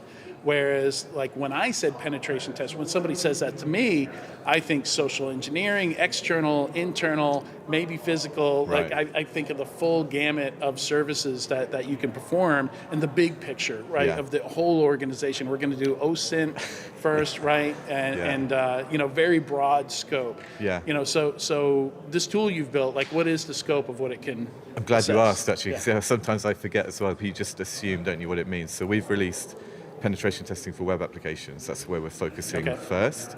All of that other stuff you mentioned, I think AI has equal application there, and I think it's a really exciting path for us to go into in future. But the first version of the penetration testing product is going to be for web applications. So that's where we started, yeah. And it's super powerful there. And what you mentioned about speed and what human can do and what the AI can do, the results we've seen in just a few hours from an AI pen test is weeks of work from a human. Like, it's literally churning out 65 critical vulnerabilities across 4 code bases in 4 hours, and it would have taken a human weeks to do the same thing. And it's really focused on some really critical stuff, which is incredible. So yeah, we're seeing some really amazing stuff from it. Does it fully replace a human? There's still a question mark on that. I think there's areas where humans are better, or they can be more follower methodology, which the AI struggles with. But the AI is incredibly good at just zooming straight in and finding some really niche critical things that human might miss. And we've got cases where it found stuff that humans have missed for years and years, and the AI's just gone in and found something amazing in minutes. So it's really incredible. I think it's difficult to compare what you're doing with this tool to what a human would do, because we always have to prioritize. Like, any pen test I've ever done is time bound, is limited by how much money you want to spend for it and how much of my time that money buys you. Right? And even internally, say I'm an internal pen tester somewhere, I'm still time bound, right? Like, as a human, I only have so many waking hours. I only have so many hours where I'm actually productive and focused. Like, I think a lot of people don't realize in a 40-hour work week, you're not productive and focused for all 40 of those hours, right? Yeah. Like, and especially going through pen testing results, like, you can only work on that so long before your brain is just fried. You're going to start missing things. So true, yeah. And you're going to stop and you're going to move on to the next thing. Yeah. So I like the idea that, okay, now we can cover all of it. We can test everything. Yeah. As long as, is pricing still a concern? Right, we've seen these issues with token burn. Like, do we need the largest model? You know, Not for everything, yeah. Right. So we So also let's talk about the harness, because I think a lot of the like getting away with using a cheaper model is having a really good harness, right? Yeah, definitely. So just to touch on what you just said there as well, like humans will also focus their time in ways that they assume they're going to get the most value as well. So yeah, they can follow a methodology, and testers do, but they'll often skip parts of an application that they think is going to be secure. Like if there's an SSO, like single sign-on, they might look at that and think, okay, SSO, that's going to be secure. Like I'm not going to delve into that. Or it's more likely to, and I have to choose where I spend my time. Exactly. Am I really going to go looking for a weakness there, or am I better looking for SQL injection somewhere else? I'm not going to find a weakness in Okta, right? Exactly, but that's one of the places we have seen that AI pen tester really shines, because it looked at the code and said, and it's code assisted, by the way, so that's one of the things that makes it super powerful. It looked at the code and just saw immediately that there was a flaw in the way that one of our customers had integrated with Google single sign-on, and it just wasn't checking, it wasn't authenticating through Google, it was just accepting the email address and then signing you in. And like that kind of thing, I don't know if a human pen tester would have gone to check that, because they might have just seen, okay, Google SSO, I'm sure that's fine, right? And instead it's like completely flawed. So it literally was not authenticated. Not authenticated, just logging straight in. And like, fair enough, like someone's made a mistake, and those are the things that creep in sometimes, but would a human have found it? Yeah, we're not sure. So a good one on a good day, sure. But someone who's, like you say, prioritizing their time, and they've got to follow the methodology and do all their steps, maybe not, right? So super interesting. And speaking about the harness, obviously we're working to make it as efficient as possible, so we use the best models we can to do the best work. But when you're writing the report, for example, or when you're challenging some of the assumptions that have been made, you don't always need to use the frontier. You can use a sonnet, not a fable. Exactly, yeah. Not an opus. So we're using that to then maximize the value, because you're still paying for time, you're paying for tokens. Instead of paying for hours with a human, you're paying for tokens. So we then have to be quite conscious about how we're spending the customer's budget, and using, making it as efficient as possible, rather than just burning all on Fable, for example. So that's interesting. Customer's budget, like, are tools like these that are AI enabled, does the customer bring their own model? Can they use their own Cloud Enterprise plan? Or are you basically letting them pay the token cost and they pay you for the harness, essentially? It's a really good question. Yeah, not right now. So we're offloading all of that. We're running all the models under the hood. Okay. In future, I can totally see a world where people would bring their own. But yeah, for right now, we're outsourcing it for the customer, basically. Yeah, and it's interesting, like, to optimize this thing. I just went to a small AI summit that they're having over at the Mob Museum. They rented out the Mob Museum for it. And it was interesting hearing some of what they're talking about, because they're talking about, like, you don't just need to think about false positives and true positives, but also false negatives. Like, sometimes if you take the, if you have the model rein things in too much, maybe it doesn't have the freedom, or doesn't feel like it has the freedom to find some things, and you end up with false negatives where it's actually skipping stuff. Yeah, I think that's one. So I would worry about that. Like, if the customer brings their own, all of a sudden the quality of the product goes down by no fault of your own, but because the customer has, like, really heavily guardrailed and scoped their own models. Yeah, and that's definitely one of the areas we're seeing. Because these things are non-deterministic, they can be quite difficult to control, essentially. That's why the whole Hugging Face thing happened, right? They go off-piste, and that's one of the things that makes them powerful, right? So it's one of the things that makes them amazing, but it's difficult to get them to follow a script, essentially. So we see better results when we just tell it, go and test this app, basically. Just go and do everything you can to find flaws in this app. If we try and tell it, follow this methodology, it seems to struggle with that, and it just goes off piece. So we're getting much better results at the moment, just saying, do your thing. You be you, be an LLM, and do your thing. But with a human, you'd kind of want to see that consistency and that following of the methodology, because you don't want to run a pen test and it comes back with two sets of different results when you run at different times. Right. Clients expect consistency, and that's something that I think we need to improve on as we develop this product, because you can't have someone run a pen test and then run another one. Something and it's that like, was a true positive is now gone, even though you haven't changed anything? Exactly. Or like I found something else that I didn't find the first run. Because that reduces confidence in the tool. Exactly, yeah. It's like, well, didn't I just have a pen test, and shouldn't you have found that the first time? Yeah. If a human did that, you wouldn't want to use that same human again. So yeah, working on that consistency, I think, is a big part of what we need to improve moving forward. And it's early days in this technology, but that's definitely one of the areas that we need to look at. So diving again into the harness, I've seen studies that say if it has access to the code, it's something like 10x better at finding vulnerabilities. If it can see the code itself, I assume, because it's a large language model. Code is language. It can spot patterns. This is SQL injection. This is cross-site scripting. Exactly. That kind of thing. Yeah. So what you're doing, is it a mix of it, the model interacting with the code directly, and how much of it is the model using tools or looking at the output of existing tools that were around before, or the types like of a tools? DAS scanner, you mean? Right, Or, exactly. It's a really good question. We haven't integrated those yet. I think that's probably the direction we'll be going in, because those traditional tools are still good at some stuff that the AI is less good at. And I think a combination of the two in future is going to be way more powerful. Yeah. At the moment, the AI pen test product we have, it starts with the code, it looks at the code, and then it finds all the things it thinks are weaknesses, and then it goes and verifies all those things. So it's heavily code-driven, and that's one of the things that makes it super powerful. But yeah, I think the more tools we can bring in and merge all of the ways that we can get findings in future is going to be even more powerful. Yeah, because I imagine then, if it's interacting through a browser, right, with the application, maybe you find some things you wouldn't find if you were just looking at the code.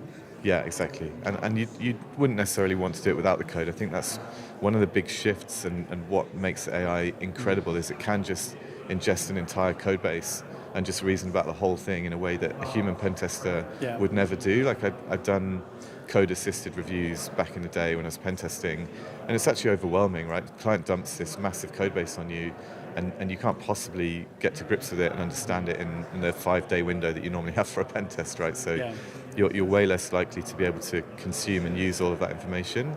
Whereas with the AI, it's just sucks it up, reasons about the whole thing, and goes straight to, like you say, pattern matching and finding some amazing weaknesses in a really short space of time. So, I think that's a big shift in how penetration tests are done. It's super powerful. And the thing I have to ask is, it seems like it's really easy for AI to find software bugs, and I've found it more and more necessary to distinguish between a software bug and a vulnerability. Because to me, it's hard to call something a vulnerability if no attacker would ever be interested in using it. Right? And it seems like, just looking at the numbers, like things coming out of Project Glasswing and Mythos, like a lot of what we're seeing, we're not seeing the number of things on CSECEV, or things that would be high severity, remote code execution. Like maybe it finds a few of those we see in some of these cases, but then it finds a whole bunch of crashes, of cross-site scripting, of stuff, close won't fix, like that are just lower priority. So how are you thinking about, how do you handle prioritization? If AI is able to find absolutely everything, maybe I don't have the capacity to remediate absolutely everything. So give me something I can handle. Interestingly, on the capacity side, these things do find a lot of issues. In one of the early customers we had, it found 65 criticals and a whole ton of other stuff. And the client fixed it overnight, literally overnight, 65 criticals done. And I think that's a testament to how fast people are moving now with AI coding. They can just go, bam, fix all this stuff, click a button and it's done. And you wouldn't have seen that 5 years ago, 10 years ago. 65 criticals. I know some would have people been that are still staying away from AI for coding. So, is it now necessary? If we're using AI to find things, are we now at a point where we kind of have to use them to fix them?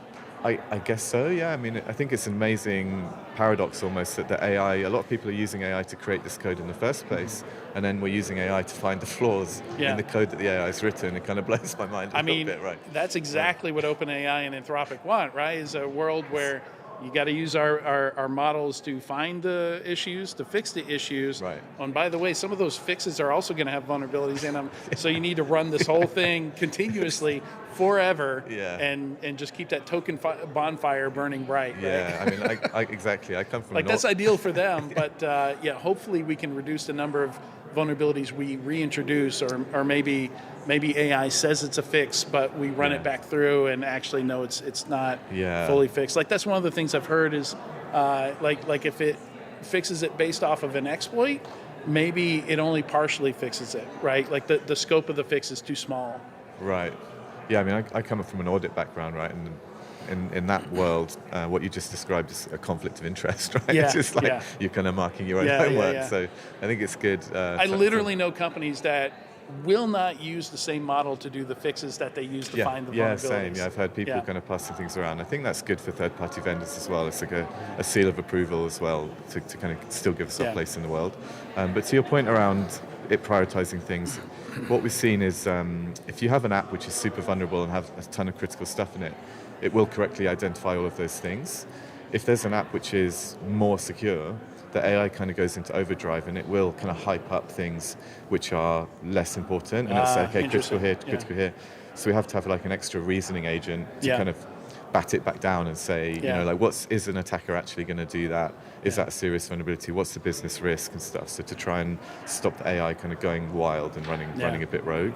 But interestingly, one of the customers we've run through already, it kind of found a postcode lookup. You know these sites where you put your address in, and it pings off to a third-party service. And the AI said, "Oh, that's a weakness because it's blah blah blah. Anyone can do that, and they can do it all the time, and just going to cost them loads of money to look up all these things." And I just thought, that's not an issue. I wouldn't report that. You know, it's not going to cost them anything. It's no big deal. And then we jumped on a call with the client, and they were like, "I'm really glad you raised that. Like that is a problem. We've had that problem before. We have to defend against it." So I was like, the AI is actually a better pen tester than I was already. So it's quite an interesting time.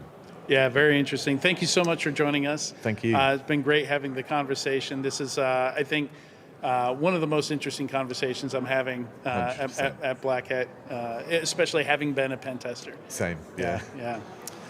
To learn more about Intruder, you can visit securityweekly.com/IntruderBH. For full Black Hat 2026 coverage from CyberRisk Alliance, you can visit securityweekly.com/Black Hat.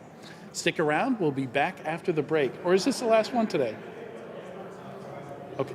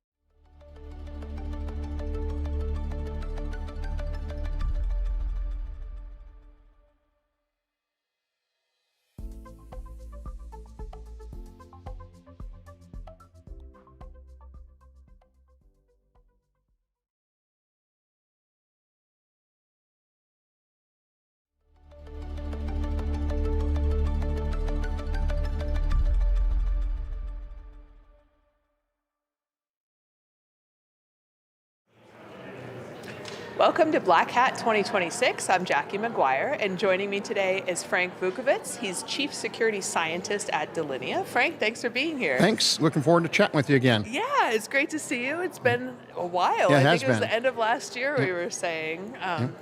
So what's going on at Delinea? So a lot of cool things going on at Delinea. Always excited to be at Black Hat. We had a big announcement this week about our runtime authorization for AI agents. As you know from walking the show floor, everyone's talking about agentic AI. Oh, I hadn't and noticed. You hadn't noticed any AI agents. So we have a new update related to that. So we've had a lot of good discussions at the booth with customers about it, and we're excited to talk more about it. Yeah. So tell me a little bit more about, you said runtime, right? So I think we have this weird tension with automated actions, with giving agents enough authority and access to do what you want them to do effectively, but then they have authority and access so they can start doing crazy things, right? So Yes. how does runtime play into that? So if you think about, they have access to your point. Nowadays, they're getting authorized to begin with, right? And we say, okay, they should do a specific task. Yeah. But what we're seeing is unauthorized actions with that authorized access. Yeah. And so that's a mouthful, Frank. Well, think about it though. So if it's a human, you or I, and we know a specific task we normally do, and we normally won't finish that task, move on to the next task. In the world of AI, with agentic AI, all these agents, do we really know what they're going to do for their next task? Yeah. And so runtime is, let's look at what they're authorized to do for a specific action. So singular, let's check it against a policy, and this is what the Delinea solution does with our platform, and say, okay, yes, they're authorized for that action. So Yeah. think of it right into a database, making a call, SSH command, whatever that action or tool they might be kicking off is. Let's check it once. And then in the past, if you're authorized, you can go do what you want to do. No, we're going to let you check it once. It's either yes, no, or let's have a human look at it to prove it.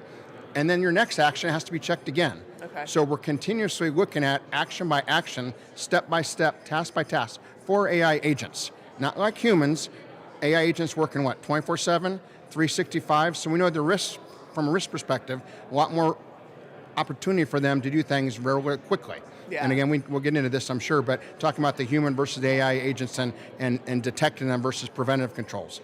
So the runtime authorization says, you know what, we're going to check you every step along the way. We're not going to say you are authorized and so you're good to go. AI agent, you got to prove against our policy that you are authorized for that specific action, regardless of what type of tool you're using, what type of protocol, if you're going through your own MCP server, MCP for gateways, or direct connections. A fundamental change in how you look at what AI agents can do, because we're not just trusting it because you're authorized, because you can still do unauthorized things, even if you have authorized access. And that's a fundamental shift, I think, in the industry. Yeah, agents don't really understand that I can do this, but I probably shouldn't. Exactly. I just sat through a session, a couple of gentlemen from OpenAI were debriefing on all this stuff with the Hugging Face.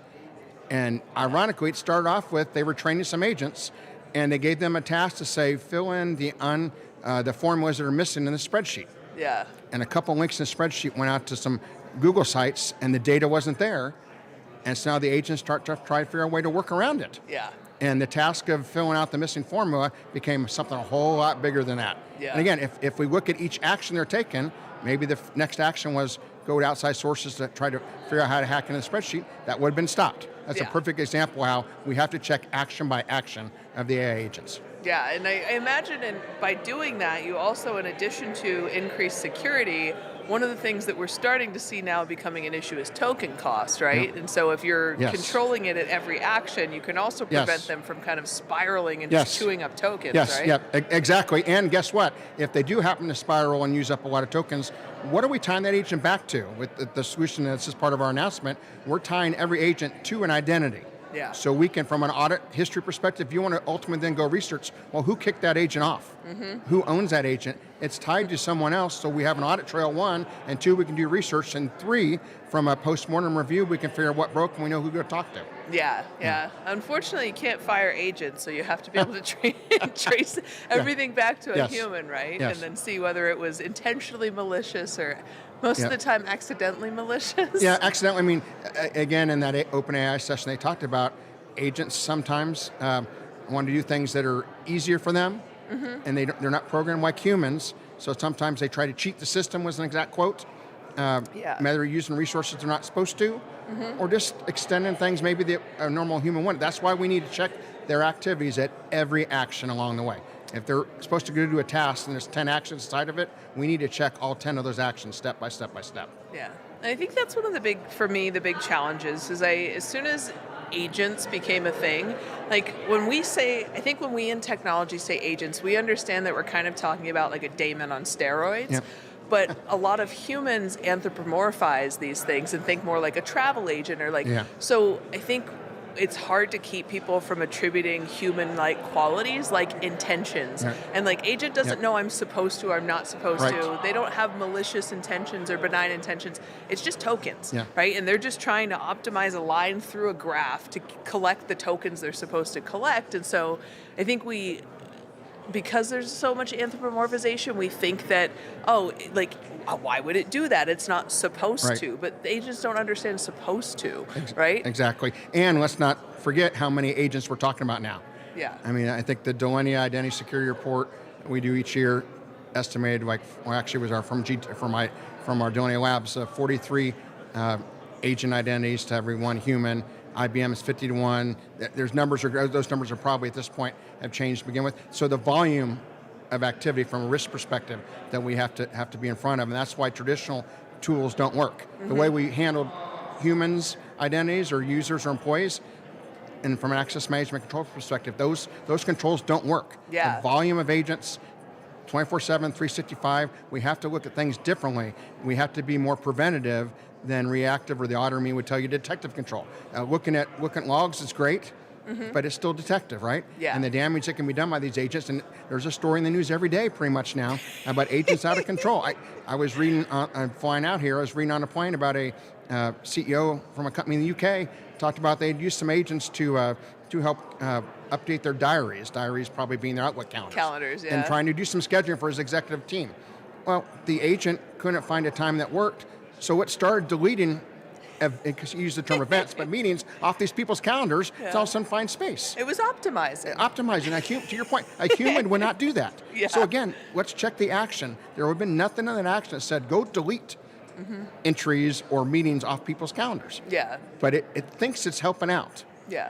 So as you're doing this, you're kind of bundling the agent, I'm just trying to create it, like when you're doing the runtime controls, you're kind of matching agent, person who started the process, things they have access to. Like, how do you build that complex a profile? Yeah, and let's not forget too, we're also doing stuff with just-in-time and credentials. So in the past, the PAM companies out there, the industry in general is really good at managing credentials and vaulting, all that good stuff. But now when we look at agents, we got to make sure from a credentials perspective, we don't want an agent to have one that's valid and starts going down multiple actions or tasks and not checking it. So part of our solution as well is injecting the credential just in time, right before the action happens, at runtime.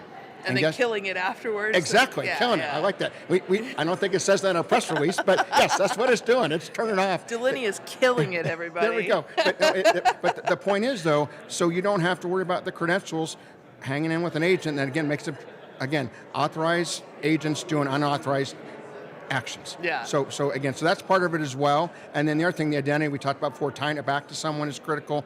And again, we've been doing enterprise-grade privilege access management for a long, long time. And this is extending that. It doesn't matter what the infrastructure is. Doesn't matter if you're hybrid, cloud, on-prem combination thereof. Doesn't matter what your tool set is. The other challenge that we're seeing in the industry right now is a lot of companies saying, well, we're routing all our agent activity through our MCP servers or gateways. Great. Those are bulletproof, right? Well, that's a whole different discussion. But what about the times the agents are connecting directly? Yeah. And so from a Delinea perspective, our identity security control plane is one place to go to see all these agents, what they're doing, and again, controlling what they can do action by action. And we think that's critical too. We don't want to have siloed applications or places to go to manage agents. And it is critical to know what they're doing, of course, obviously. And more importantly though, from a broader picture perspective, log an exact time that it in. We have a record or audit trail and to go backwards and see. And again, and one control plane, one place to go see that. So as you're working with clients to implement these solutions, what are some of the other gaps that you see in kind of the delta between MCP and then actual resources? Yeah, that's the big gap, is they think they're okay because we're running all our agent traffic through one control plane, if you will, and forgetting about the direct connections. So they can't see that. Yeah. So Delinea trust, discovery, or visibility is paramount to all identities. Yeah. You can't manage risk for what you don't know or don't see. So that visibility into those direct connections we work with clients that are missing that. That's an industry thing. We're trying to find one silver bullet. Running them all through an MCP server or gateway for MCP servers is not that answer, because these direct connections happen. Well, and it's hard, right? Because like sometimes the agent will actually walk you. If you're in, say, Claude, and you're like, if I'm an admin, right, and I'm not a technical person, I'm like, I want to do this thing. It'll be like, oh, okay, just go to this platform and copy this API key and give me that. And like, I don't even know that a lot of times people realize what level of access they're giving agents. No, I don't think they do, and what's happening behind the scenes. No, I don't think they do, and that brings up an interesting point about the different protocols. Yeah. I think there's visibility. Again, the delineate, and this is in our announcement as well, we don't care what protocols are being used, what tools, we're pulling all that direct activity as well. And again, with the runtime authorization, you still have to prove every step along the way you're given tasks, action by action by action. I think to answer your original question, that visibility, I think we're missing some gaps there. You can't control what you can't see. I mean, you've been around the space for a long time, I have. When we talk about access management, you still have to know what you're trying to control. Yeah. And without that visibility, you can't put the right tools and controls in place. Yeah.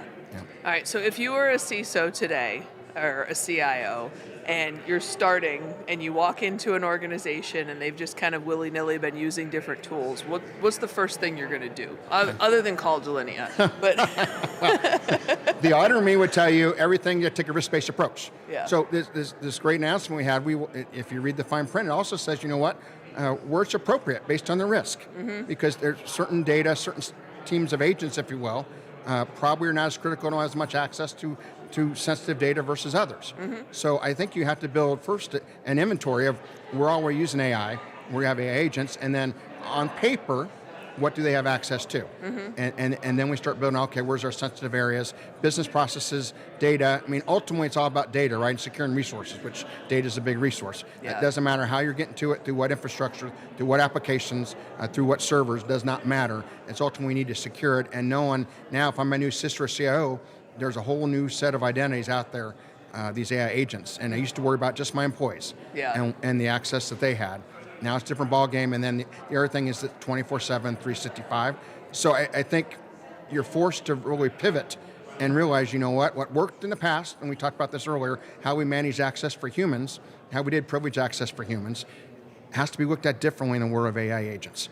For many reasons, including they're not humans, like we talked about. Well, you need to use them for response as well, right? Because to your point, when they're running 24/7, by the time they do something risky, it triggers an alert that surfaces in the SIM, and then somebody actually looks at it to triage it.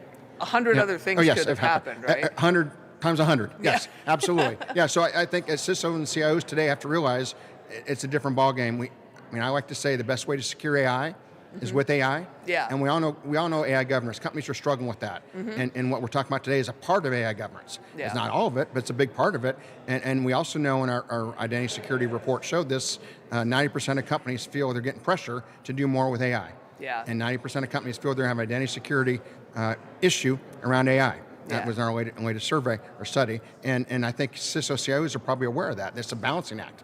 Where the board or the executives know we need to use AI, and us security professionals are, but we need to use it securely. And again, I think it ties back to, again, you have to realize, weird mandate, right? Exactly, you have to realize, in the old days, everyone thought, well, we just lock down credentials and we should be good. Now, people aren't hacking into systems as much as using stolen credentials. So just because someone's authorized, right, Delaney, we think authorization is really the pivot point. You have to start authorization to look at how to secure your data. And just because they're authorized doesn't mean they have carte blanche to then go along their way, human or machine. And I think there's the other thing too that I think a lot of CISO CIOs are focusing not too much, but they think machine identities are the same as AI identities. And they are not. Not when they can do human type exactly. stuff. A machine identity is like a service account, very structured, programmatic. It's like you or I know it's a specific task to do, hard stop. When you have a code, you have code that you know what the code says it can do. It's not writing its own code on the fly. I do talk to people and the like, and they're say, oh, machine AI, we've been controlling machine identities. Different ballgame for lots of reasons, So it's a challenging time to be a CISO CEO with the competitive pressures to do more, to support. I mean, in the old days, of course you're going to get support to make sure you have the right controls in place to secure your humans or your employees and how they use systems, but with AI, different ballgame. That's why we drink so much coffee, right? Or Coke Zero for me, yes. Yeah. Yes, All right, yes. awesome. Frank, thank you so much for being here. I'm so glad we got to This see is each awesome other to do this in again. person live. I That's know, so cool. yeah. Yes, yes. Awesome. No, absolutely. No, appreciate the opportunity. Delinea always loves working with you folks, and look forward to the next chat. Yeah, great, thanks.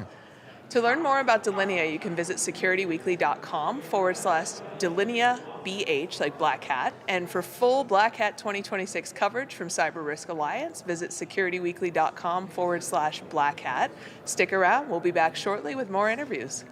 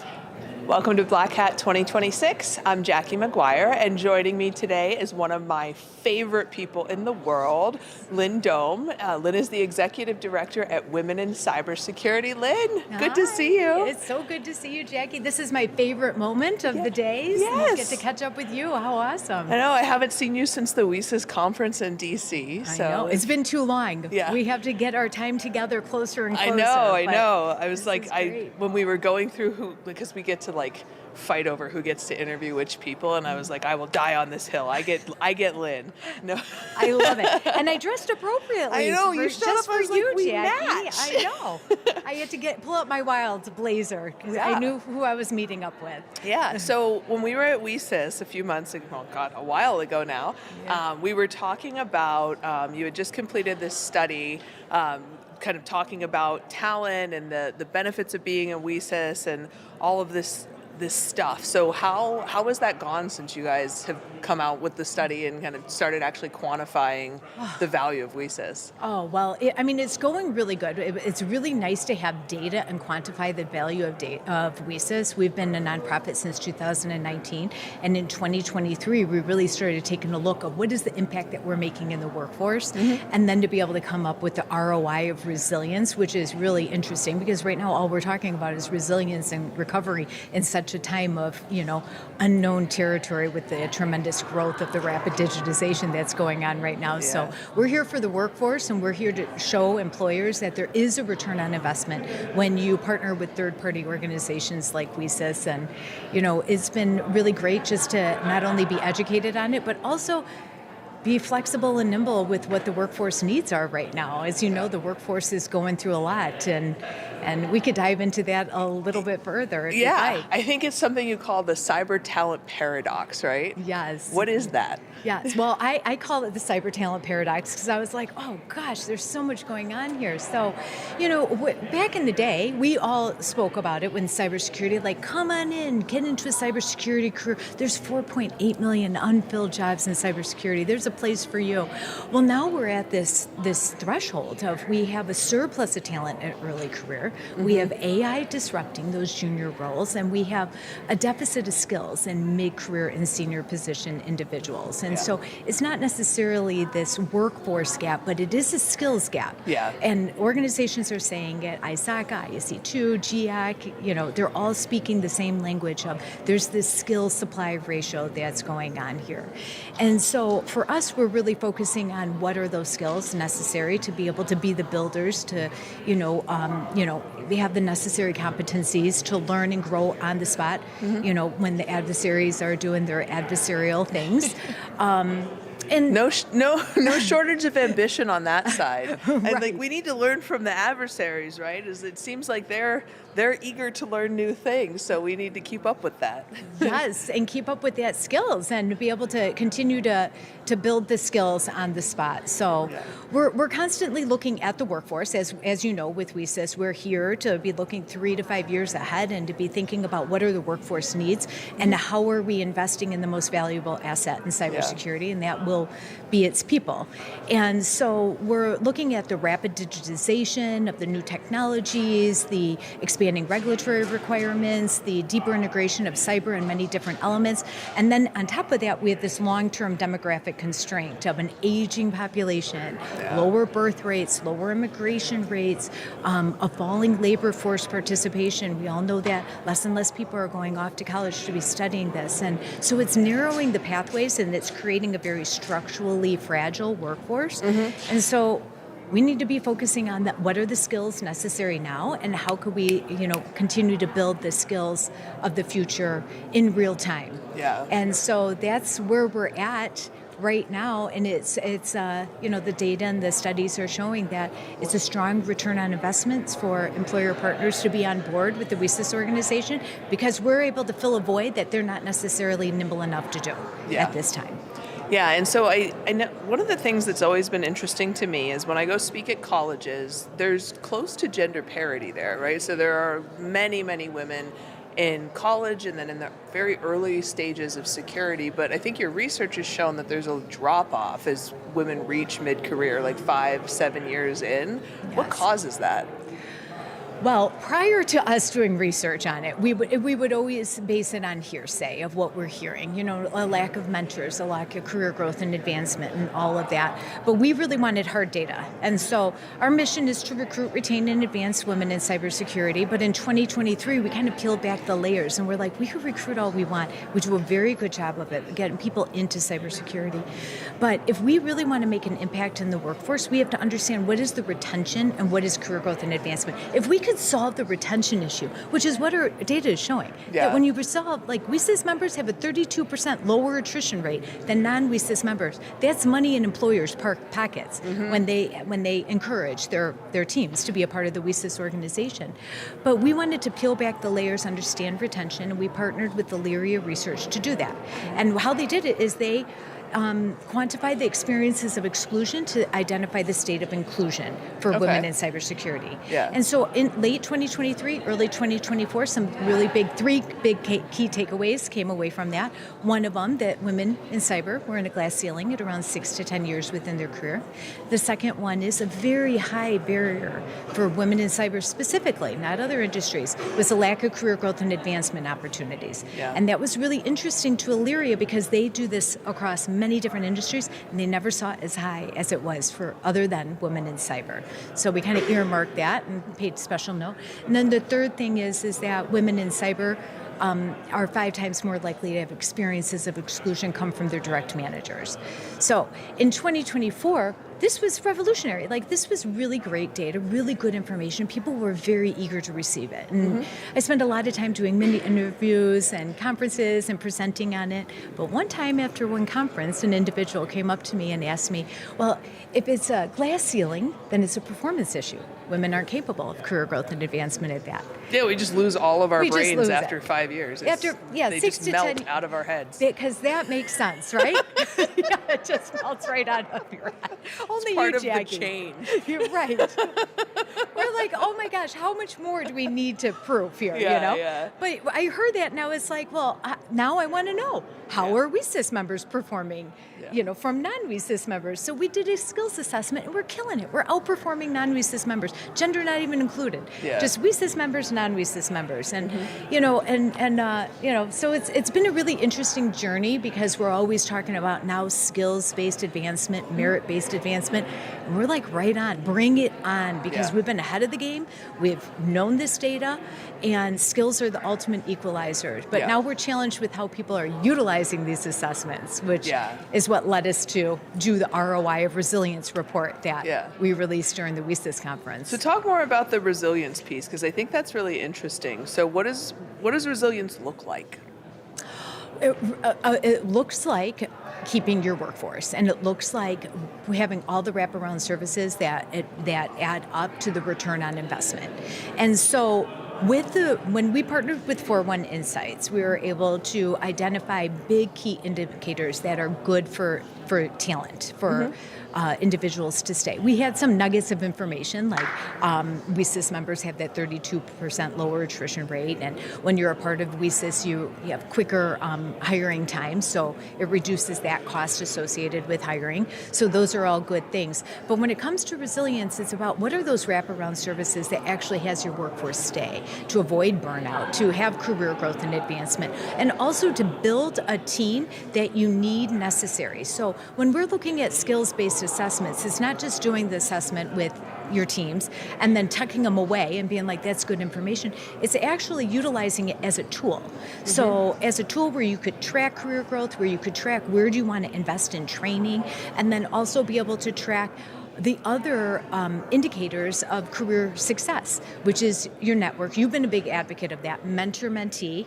We were just talking about that earlier, having a mentor. And WeSys has all these encompassing services that we provide to make sure that we're investing in the right people, but utilizing the tool wisely, not just a skills assessment tucking away, actually driving it to build the growth, cover the gaps in your skills, and then incentivize it, or give stretch assignments based on it, and wrap around bonuses in a structure that really makes a value or a difference for your team.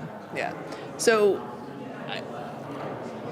I would love to believe that the industry will just do the right thing because it's the right thing, or that they will foster inclusion and equity because those are good for humanity. But is there a financial reason to create a more equitable workforce?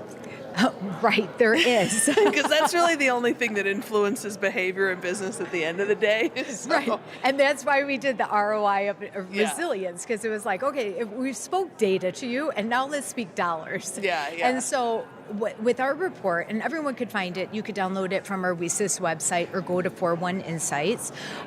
It's a return on investment of $127,000 per employee per tenure, because you're shortening the hiring time, you're increasing the retention on the workforce, and you're creating just a happier, more innovative, more inclusive, more career growth and advancement. Individuals aren't getting bored at mid-career, they're actually being invested in, and therefore they're paying it forward to the employer that's paying it to them. Yeah. And so there is that. You know, we used to always say, like the old saying, I don't know if you've ever heard of it, like it costs $30,000 to hire, $300,000 to fire. Yeah. Well, you know, that was just like a blanket statement that would be said here and there. And we're like, no, we want to know WeSys, like specifically. Yeah. And that ROI of resilience for us is to $127,000 per employee per tenure. Yeah. So it's fantastic news for everyone. And we're really proud of the information. We're really proud of the organization that we have that helped bring that to life. Yeah. Well, thinking about, saying that WeSys members have over 30% like higher rates of retention. For me, one of the big benefits of WeSys, the network, is if you are a woman who works with mostly men and you need life advice about something, there are just some nuances that if you don't go to a place that is intentionally curating a group of people who look like you, who have similar life experiences, it can be hard to get the level of detail of life advice, without other women to ask, like, hey, how did you navigate this thing or this perception or this, you had your second or third kid and you're trying to balance, because I always say, like, when a guy takes the day off to take his kids to the doctor, it's like, oh my God, he's such a good dad. Whereas when I'm like, hey, I need to take the day, it's like, okay, yeah, go be a mom again, right?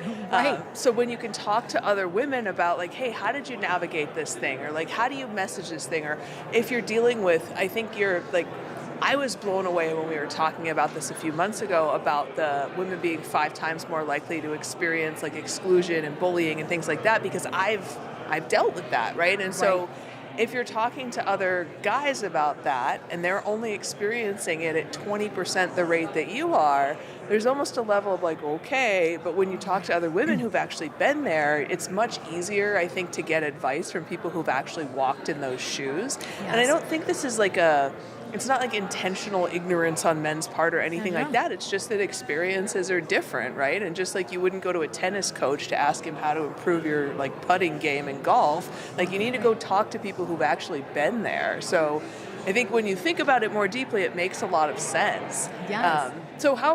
Let me ask you, like, with as rapidly as things are changing, how do you see WeSys evolving over the next few years to continue to meet these crazy changes in technology and career path and things like that? Yes, well, that's a very good question, and we're thinking about the problem continuously ourselves. So in the next 3 to 5 years, we're really focusing on building builders, making sure that we're supporting the skill sets that are necessary. We want WeSys members to be indispensable in the workforce. So it's not only leadership development, but it's also really importantly those technical skills. And so whether early career, mid-career, or senior positions, we're always building technical skill sets and leadership development. Hey, and earlier today, I was just approached by someone that said that she was in the AI Learning Series last year. It was a new program last year. She said it got her into the job that she's at today, and it like changed her entire life because of that AI Learning Series. Like, that was just a piloted program of let's check this out within our community.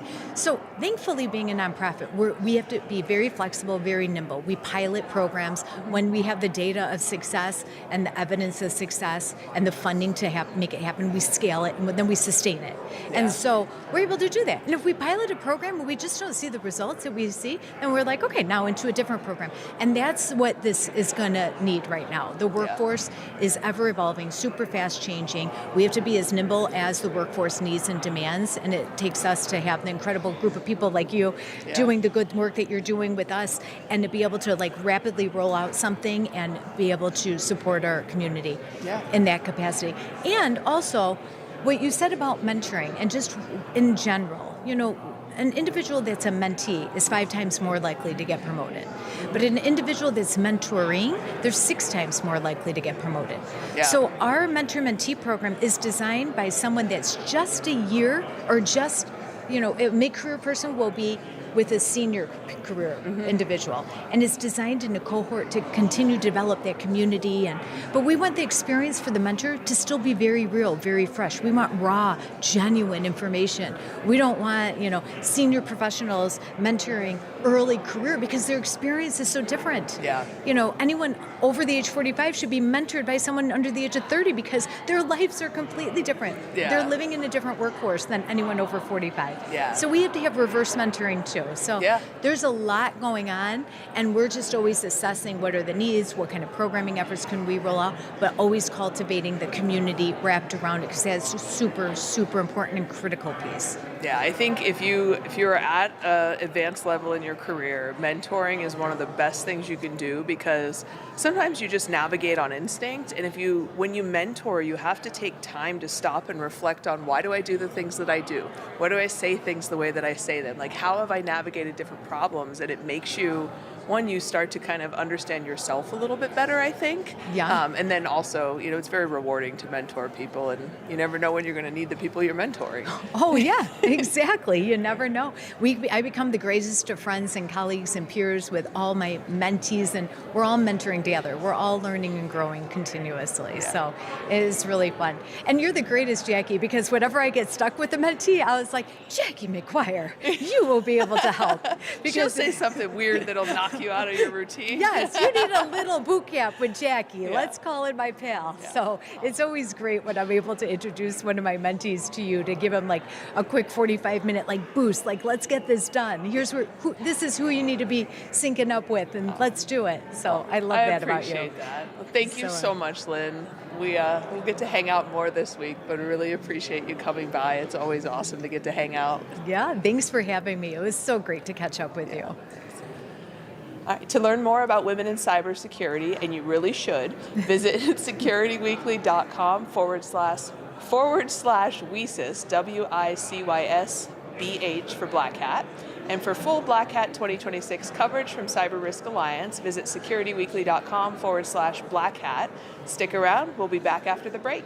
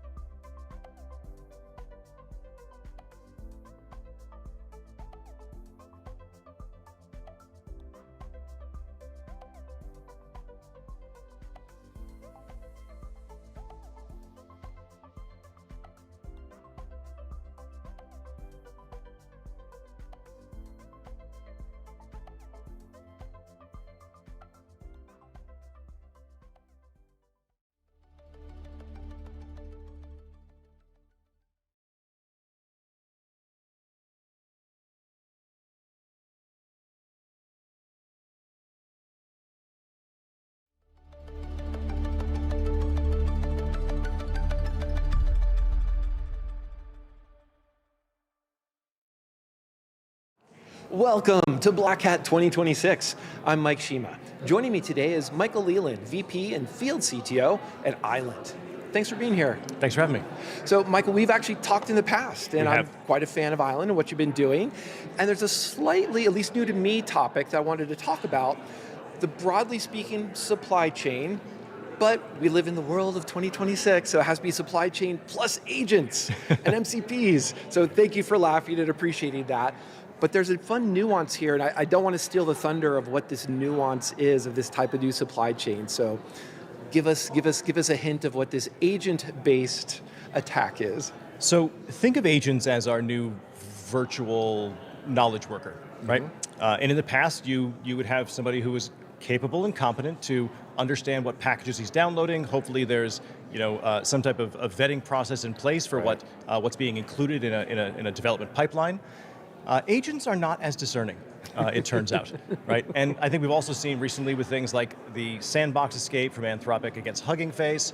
What we learned from that is, in practical terms, if you give an agent a goal, come hell or high water, it will find a way to reach it, right? Even if it's via an unintended path. And so from an agentic perspective, developers are frequently using NPMs from multiple sources. They're going to legitimate destinations like GitHub and assuming that anything published there, should be authorized. Right.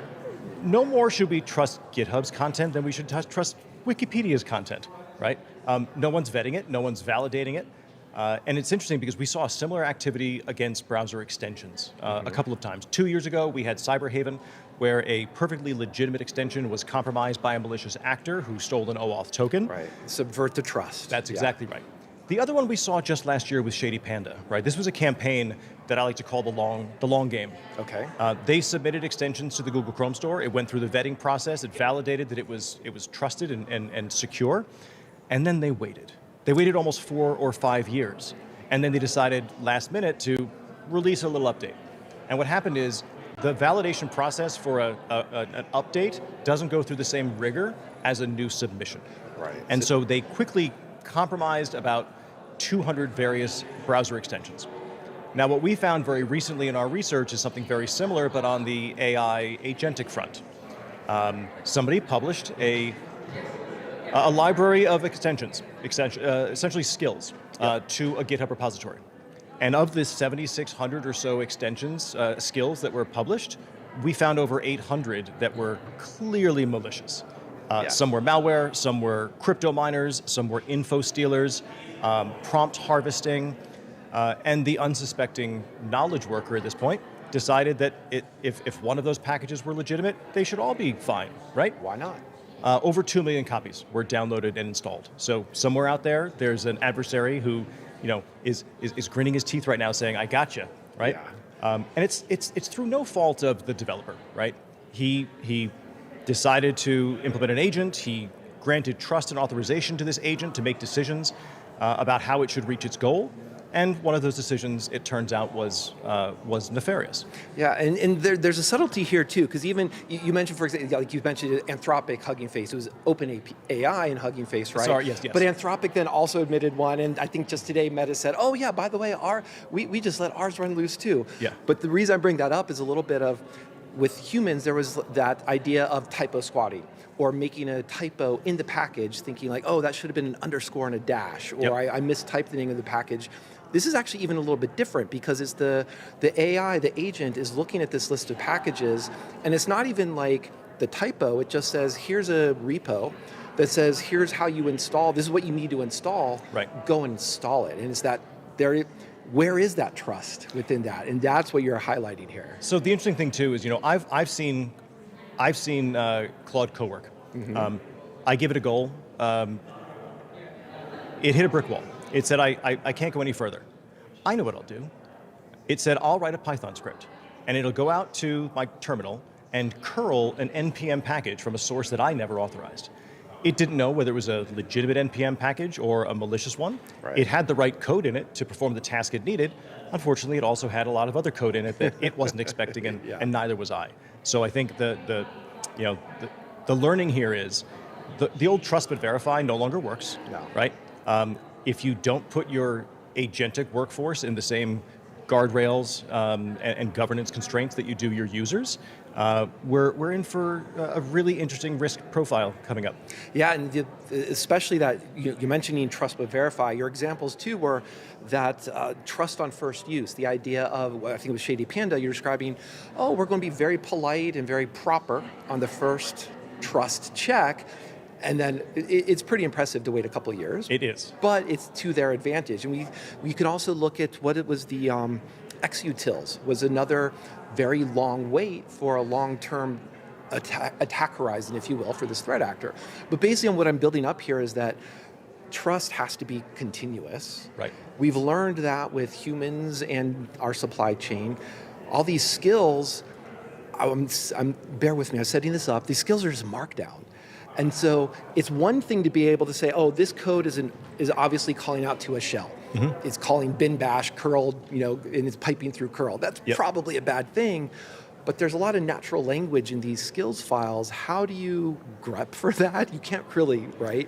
So what are you doing here? What are the defenses? So we actually built an AI analysis tool for all skills, MCP services, or MCP servers, plugins, even your various packages. And so when we started delivering Shadow AI visibility to our customers, at first it was just show me what AI is in use. And Very that helpful. That was hard enough, right? And I've told the story a few times. We had a customer who insisted they only had 8 sanctioned AI tools in use. We did a very short assessment, a week. We deployed our browser to some users, we deployed the extension to the others, and we found 243 AI tools that were being used. Now, this was not a malicious expansion of AI usage, but if you put a roadblock in front of a user and you tell them that AI will make them more productive, but then you stop them from using it, they're going to find a way around it, right? And so no matter how diligent you are in trying to build a governance policy and acceptable use on AI, if a user thinks that he's going to be more productive, more innovative, he will find a way to use it. How are the incentives aligned? Yeah. And it's funny because there's a dichotomy between the management team, the executive team, the board saying, thou must use AI because it will make us more productive and effective. But then there's the lawyers and the governance team saying, be careful using AI because we don't know what you're doing. Yeah. Right? And it is a moving target with AI. And because the modalities of AI are so broad now, the ones we never thought would be here, right? We always knew about interactive generative AI tools, but now you can hook up skills to Gen AI. You can connect MCP servers to those tools. Even if you think you're just interacting with a chat tool, it may also be connected to Slack or Salesforce or something else. And so now more than ever, how we are governing the usage of those tools has to be brought into visibility. Not only what tools we discover, but also the full audit of how those tools are being used. Every prompt, every response, every tool call, every tool result. But to your question earlier, how do you really determine a risk profile of a markdown file of skills? Every time we discover these technologies now, we built an AI assessment tool that develops a risk profile for each one. So we actually read the skill file, and then we generate what's called a list of insights. And we tell you this could be a dangerous tool because it has file system access, because it can read and write data to the network. There's a risk of data exfiltration here. There's a risk of prompt injection here. We can't fix the problems of these skills, but we can bubble up the risk assessment and let a knowledgeable user or administrator determine if that skill is appropriate. And that, to me, that sounds appealing because what you've described these are the behaviors that you're seeing within that skill. And even when I was talking about the agent baiting, that's I think the term you've given for this, right. Download this skill, that isn't even exactly a prompt injection that says ignore your previous instructions. It's just here's a repo, download. It just happens that one of those dependencies is malware. So you're not changing the intended behavior. You're just directing them to some bad behavior. Right. And seeing that, network access. I probably don't need network access or file system access. Those sound much better as triggers to I can build a policy around that. I can build governance around that. And that's what sounds like you're setting those those components to be able to build on top of, right? There's one more way to enforce a policy in this environment, and that is that most agents still have to go through an MCP server to get to its application or service. And the OAuth token that is issued between the application and the agent has permissions associated with it. So let's say you decide that an application needs access to Salesforce, and the agent requests a read-write token.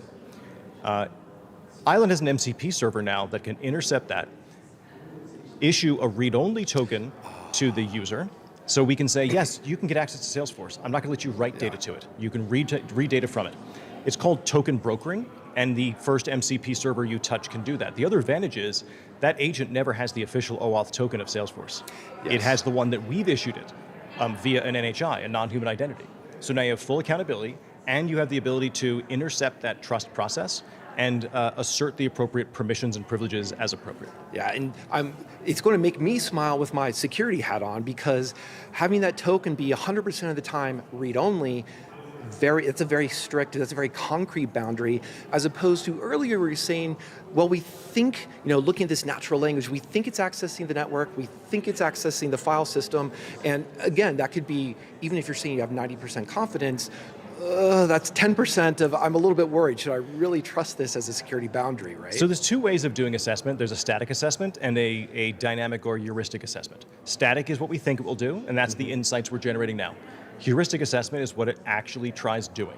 And so beyond just giving an inventory and a policy enforcement, we're now doing runtime assertion.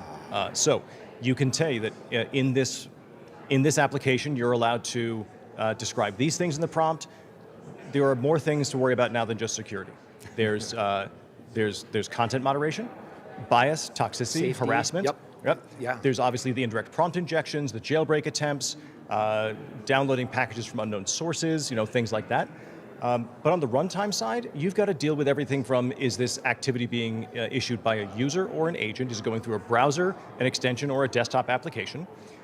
Because the biggest risk we have is these tools, if handed off to an agentic behavior, they can do bad things at machine speed, which means anything you're attempting to do proactively or retroactively, I would trust the fact that if a user does something poor, I'd have enough time to get notified about it, contact the user, revoke that file if necessary. The impacts are perhaps a bit smaller. The blast radius is much larger with agentic, right? Because of just the speed at which it can operate. And the skills with which it can go around our guardrails. And part what I hear also from that story is that the deployment sounds like you can actually go, as long as you can solve that shadow AI problem, you figure out where are people using this, it's not hard to drop in, is it? It's not like you need to everybody needs to become a Kubernetes expert, run your container, here's your sandboxing, it's much simpler, yeah? But here's the thing, where you enforce it matters. Some vendors architected a solution that do all of their enforcement at the cloud proxy. Okay. Right? So as long as the data gets to the cloud proxy, they're going to try to break and inspect and then intercept there. That worked great for years. What it doesn't do well is understand user intent when the user intent is taking place between Claude code and the local file system. What's on my page right now, and what am I trying to copy and paste into this command line? Yeah. User intent is occurring so far out in front of the user now that waiting till it hits the first cloud proxy is no longer effective, right? So it's an effective spot, but it's not the only one and not the most effective. Yeah. And which is why we constructed this concept of the agentic control plane for the enterprise, as many control points as possible in the browser, in an extension, on the desktop, on the network, in the LLM gateway, in the MCP server, and then lastly, you've also got things like open telemetry, OTel, that gives you tremendous high fidelity visibility into the way the models are actually working. Token utilization per user, per session, per skill. If you wanted to do departmental chargebacks for token burn down, you could, because you have that telemetry now. It also gives you performance metrics and then AI adoption metrics. So it's not only visibility, it's enforcement, and it's enforcement in as many locations as possible, but picking the right spot of enforcement has to do with where users are interacting with data. And that makes sense in the sense of where are the boundaries I care about, or where are those important boundaries where sensitive data shouldn't be crossing. So that part makes sense. Now, I want to ask, that also sounds like there's so many areas, you have a scaling problem and suddenly a policy problem, that how do I keep my head straight as the security team or creating these policies, and so I don't get overwhelmed and just say, well, it's star.star once again. So This is the important part about having a ubiquitous platform and policy. We're at Black Hat. There's 600 vendors out there. 300 of them were in here last year. 300 of them probably will be here next year. Every one of them has a solution for one niche problem. And you could, if you were well-intentioned, stitch together a solution that would deliver all of these solutions. The problem is you've got probably 6 different consoles, 4 different agents, multiple control planes, and the sprawl you talk about is not just to the user, it's to the administrative team, it's to the operationalization team, and the security operations That's where team. mistakes are much more easier to happen. Right. Yeah. We constructed an architecture where it's a single policy, a single control plane, a single user console, and a single data lake. And the fidelity of that data lake telemetry is beyond what a typical SOC analyst has ever seen. I came from an EDR world, and before that, I was co-founder and CTO of a company that built a SIM. So I understand the security operation practitioners' challenges, and normally it's 4 different consoles. We used to love saying the phrase, single pane of glass, right? I used to tell people that what the vendor community has delivered you up until now is a single glass of paint, right? You're bouncing around between multiple consoles. You lose context as you're doing so. If you have to manage policy across more than 1 or 2 platforms, you're going to have challenges. It's going to be costly, it's going to be complex, and you're probably going to have gaps. Any vendor out there can solve one problem, but try to find a platform vendor that has the ubiquity of control planes, and more importantly, the control points, so that we can reduce that cost and complexity for both the user, the admin, and the security operations practitioner. Yeah, and I think that's the wonderful story that just, again, takes the human element and tries to minimize that human making mistakes. And there's one more big point, though, and that is that vibe coding has made anybody a developer. Yes. The problem is the applications that are being vibe coded have to be hosted somewhere. They have no concept of your role-based access control, your authentication principles, your business context, or your data governance policy. But any vibe-coded application published inside of an architecture like ours has to abide by the same guardrails that you built for the user. We're calling it vibe publishing. And it says, it's not saying no, it's just saying yes within these constraints. Exactly right. And unfortunately, we also have the constraints of running out of time for this conversation, but Michael, I've appreciated it. This is really good. Thank you so much. And thanks everyone for joining us. To learn more about Island, check out securityweekly.com/islandbh. You can also find all of today's published interviews at securityweekly.com/blackhat. And guess what? This is our last interview for first day of Black Hat. But we're going to be right back here again tomorrow for the final day of Black Hat 2026. Thanks everyone.